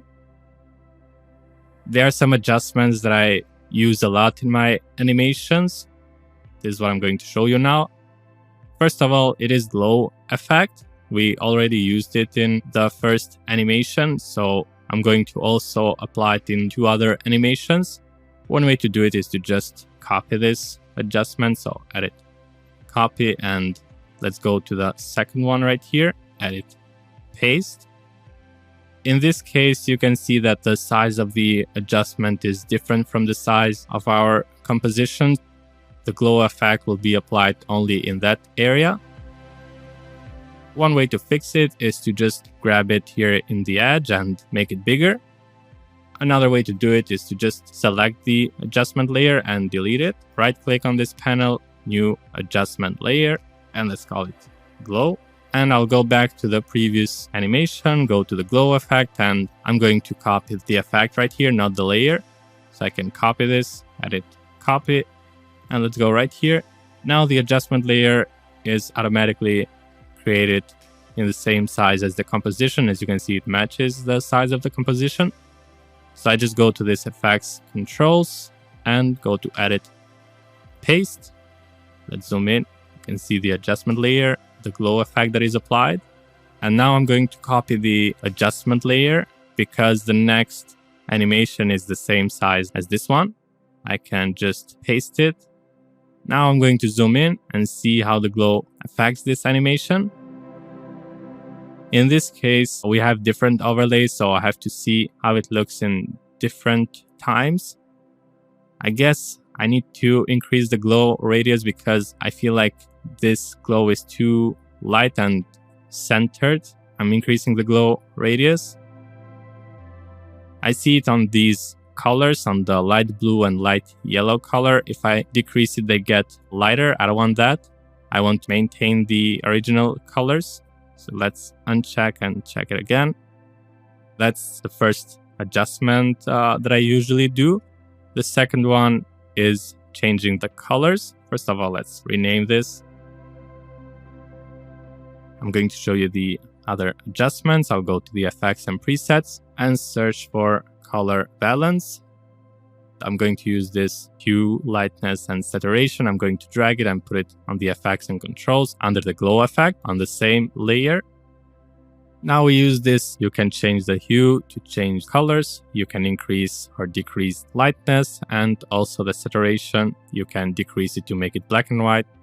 In this case, I just want to animate the hue. We can change the colors while playing the video. We have just this combination of orange and pink colors. To make it more trippy, we can animate the hue. Let's make sure that we are on the first frame. Click on this icon to start the animation, and let's go to the end. Now I'm going to make a full cycle of rotation. So I'm going to make that 1. Click OK. Let's see how the animation looks like. Okay, as you can see, we have these variations of colors. I really like this kind of effect. I'm going to also use it in the other animation. So let's go to the second one.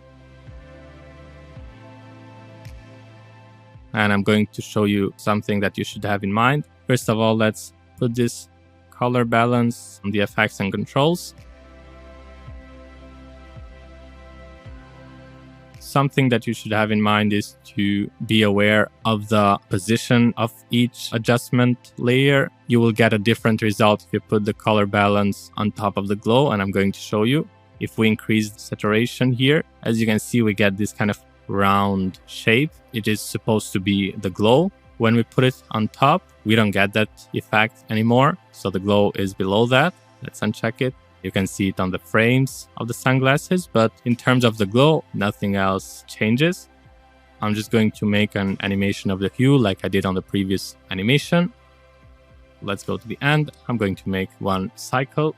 We can see animation of colors. I think it looks much better now. Let's apply the same effect on the next animation. I will drag the color balance. In this case, I'm not going to make a full cycle of rotation. I'm going to make 3. And the reason behind that is because you can see that this is a kind of intense animation.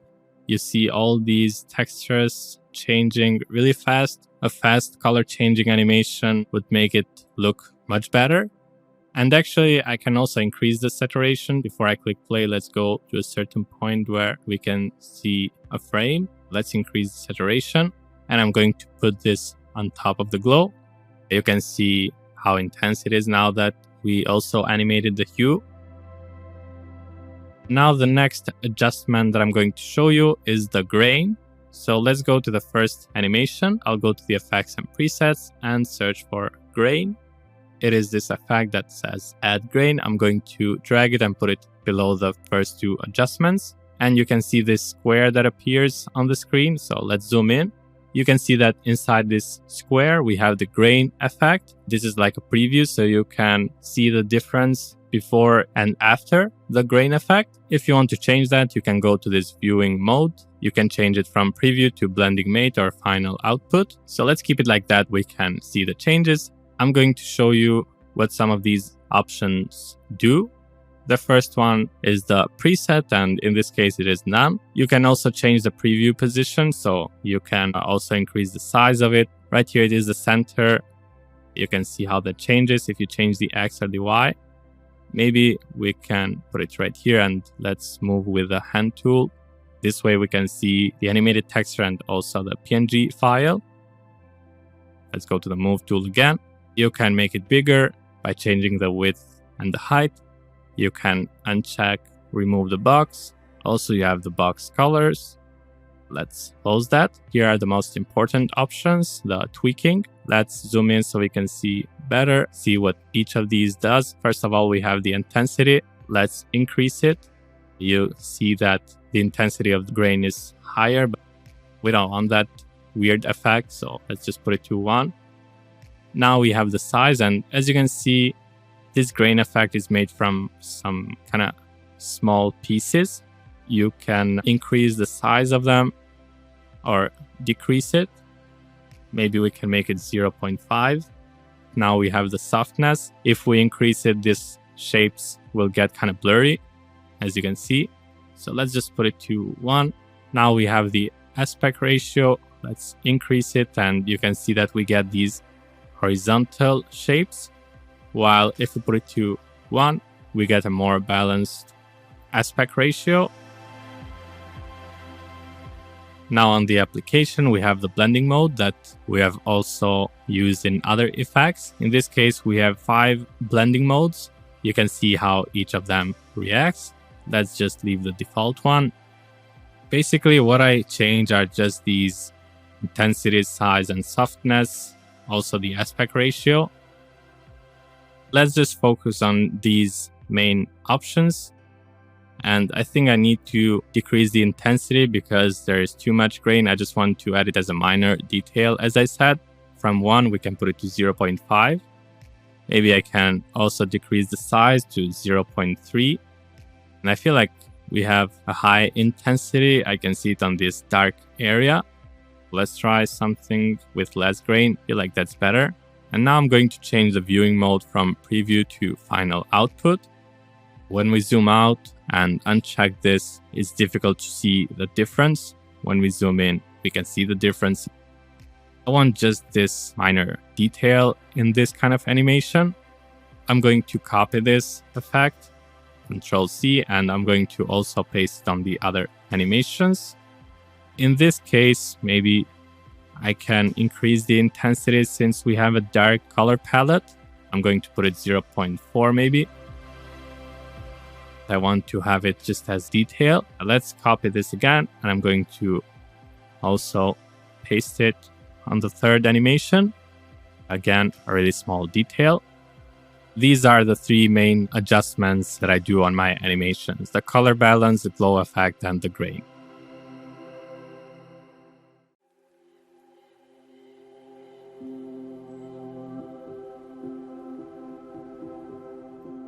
You would have noticed that I always like to use music in my animations. Let me show you how I do this.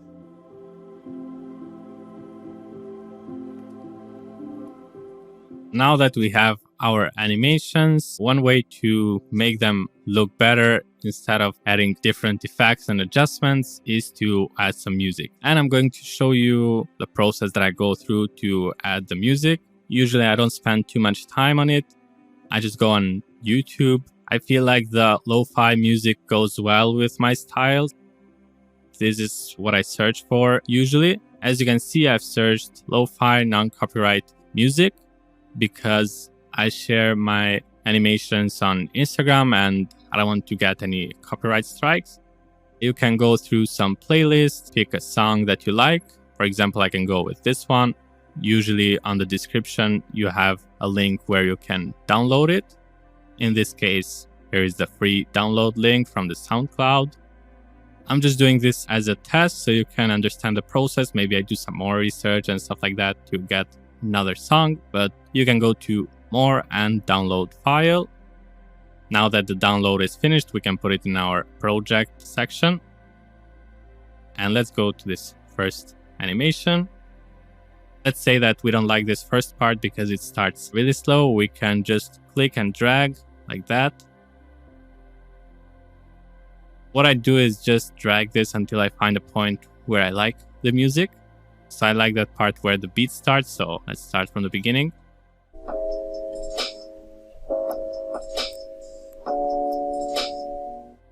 This is how I do it. Now I can check the glow effect.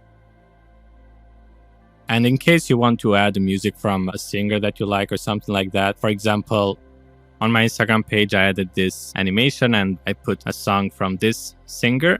And to avoid copywriting, I added his song, but I changed the speed of the song. So I'm going to show you how to do that. After you download a song that is copyrighted, you can put it right here on the timeline, right click, go to time and time stretch. In case you want to make it slower, you can increase the stretch factor. So you can see the duration right here, that is about 2 minutes. If we increase the stretch factor, it is 3 minutes now. So if I click OK, you will see that this will play slower. Also, if you see that your animation is faster, you can go to time stretch again, decrease the stretch factor. Yeah, so these are the adjustments that I do.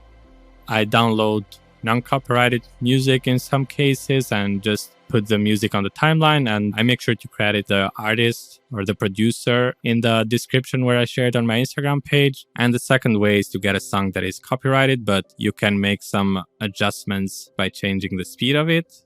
So yeah, that's the process of adding music.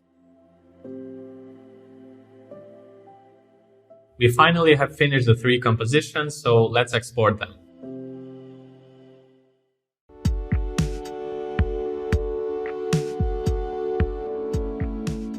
Although we have seen a bit of how to export our compositions from After Effects, in this lesson I'm going to show you this in more details. I'm going to show you how to render these videos. To do that, we go to File, Export, and first I'm going to start with this Add to Render Queue, which is the renderer inside After Effects. We have the panel right here with a current render. That is the one that I just clicked Export. We have 3 basic options right here. The first one is output 2. Let's click on it. And what it does basically is just sets the folder where we want to save it. And also we can change the file name. Let's just click save for now. We have the render settings. Let's click on it. And on top, we start with the quality that is set on best. We don't need to change that because we want the best quality. Secondly, we have the resolution that is on full. We also have some other options like half, third, and quarter. If we set it on full, we can see the size right here. That is the default size that we set for this composition or for this animation.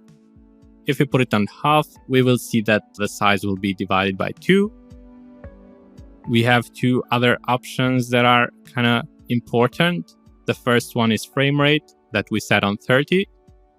Usually I don't change that, but in case you have, let's say, a client work where you work with a video on the frame rate 30 and in the end they say that they want the video to be with a frame rate 24 or 25, you just change it right here. But in this case, we just want to put it as it is. There was also another setting, which is duration of the video. We can click on this custom. Here we have the start, the end, and the duration. We have the duration 6 seconds. So it means it starts from 0 and it ends on 5 seconds and 29 frames. So let's just put it as it was. Click OK again.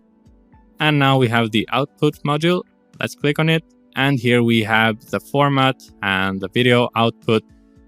For the format, the default one is AVI. If we click on it, we see all these other options for videos. The most used ones are the AVI and the QuickTime. I did some research to see the difference between these two. And the essential difference is that if you use QuickTime, you'll get a lower video size and better quality. But at the same time, some video players do not open AVI, some video players do not open QuickTime format. Both of these export the video in a really big size. And now on the video output, you have the channels. You have the RGB by default, but if you have an animation with a transparent background, you can go to RGB plus alpha.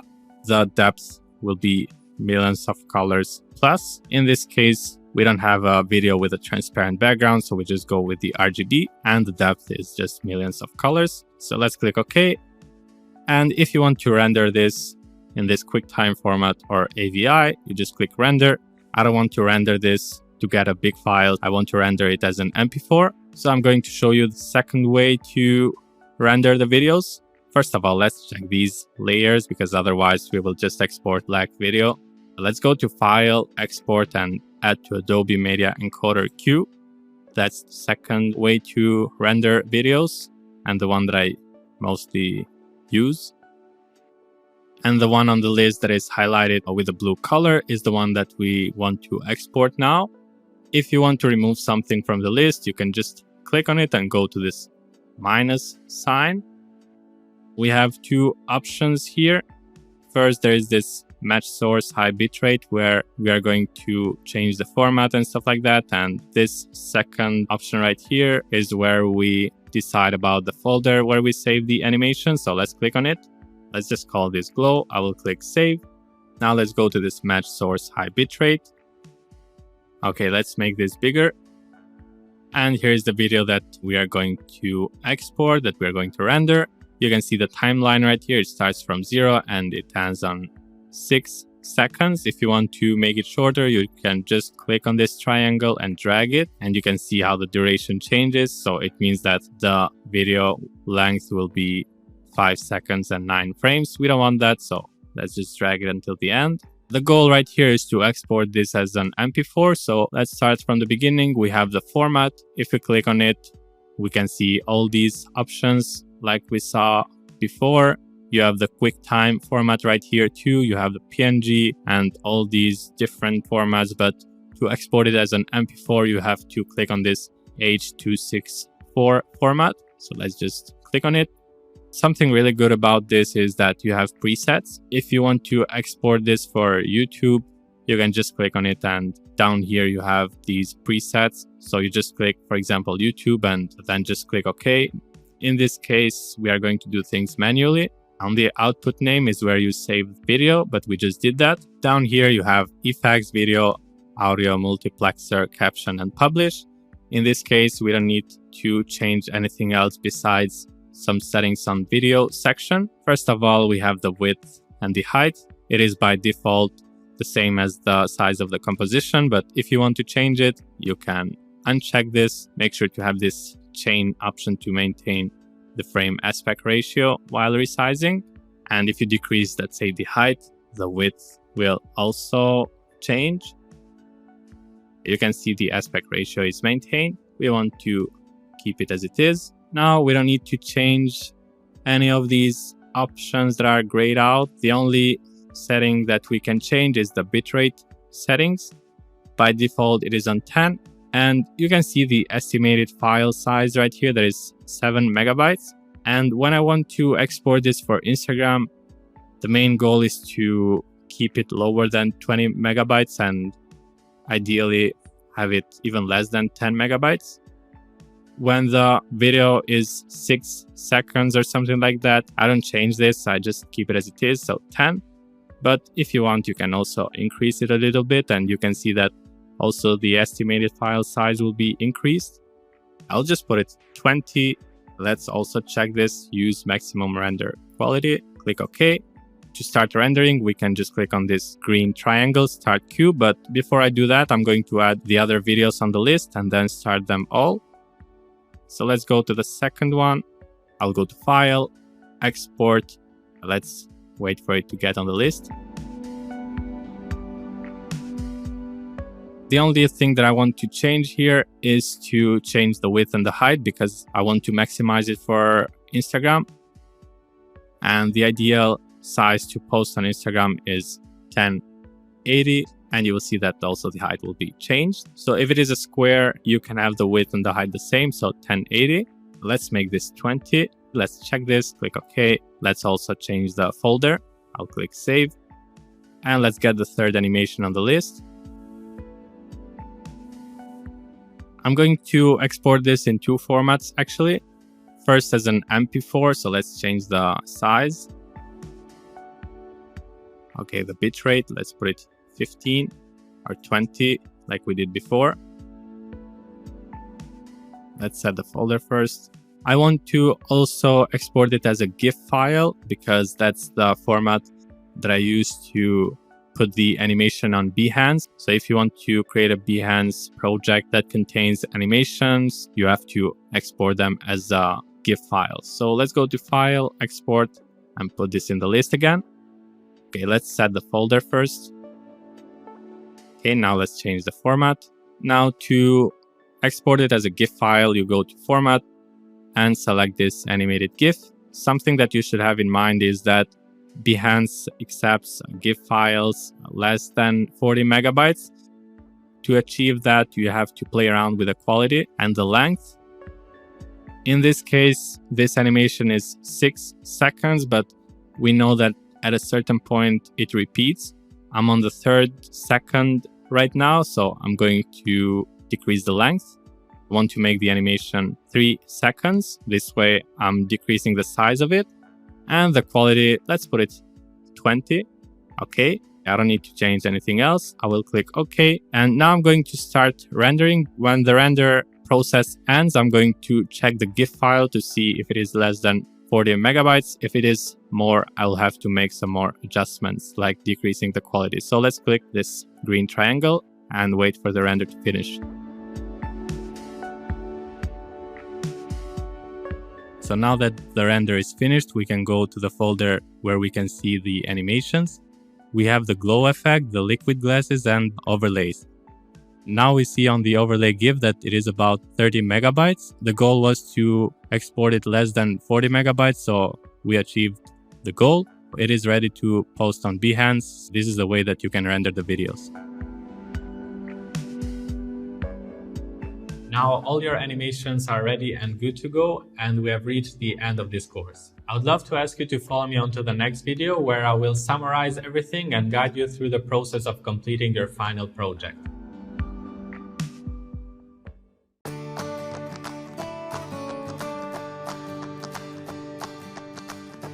We have reached the end of this course. I hope this journey of Trippy animations has been as fun for you as it has been for me. Now, I would like to do a recap of the steps that we have followed in order to complete the final projects of the course. But before we do so, I would like to invite you to create your very own animations using the resources that you like and even finding out what your style is. After deciding the look you want to achieve, it's time to find your resources. If you go as I go, you will find yourself navigating websites and discovering ideas on the fly. Download everything you feel it will be of use in your project. There is always time to discard elements. Jump into Photoshop to play around with textures and other assets and leave them ready for your project. Export them and take them into After Effects. If you would like to create animated textures from scratch, go straight into After Effects. Open the effects window and experiment to see what each of them does. During the course, you have seen the ones that I like, but there is always more for you to explore. Choose to make the same animations as I have done, or you can create your very own. Once you have gotten familiar with the program and the assets, move on to work with the compositions and animate them. Once you are done, you may add music and final touches to your projects and post them online. I can't wait to see your creations. Please share them in the forum. I'll check them out as soon as I can. Thank you so much for taking this course. I will see you soon. Bye.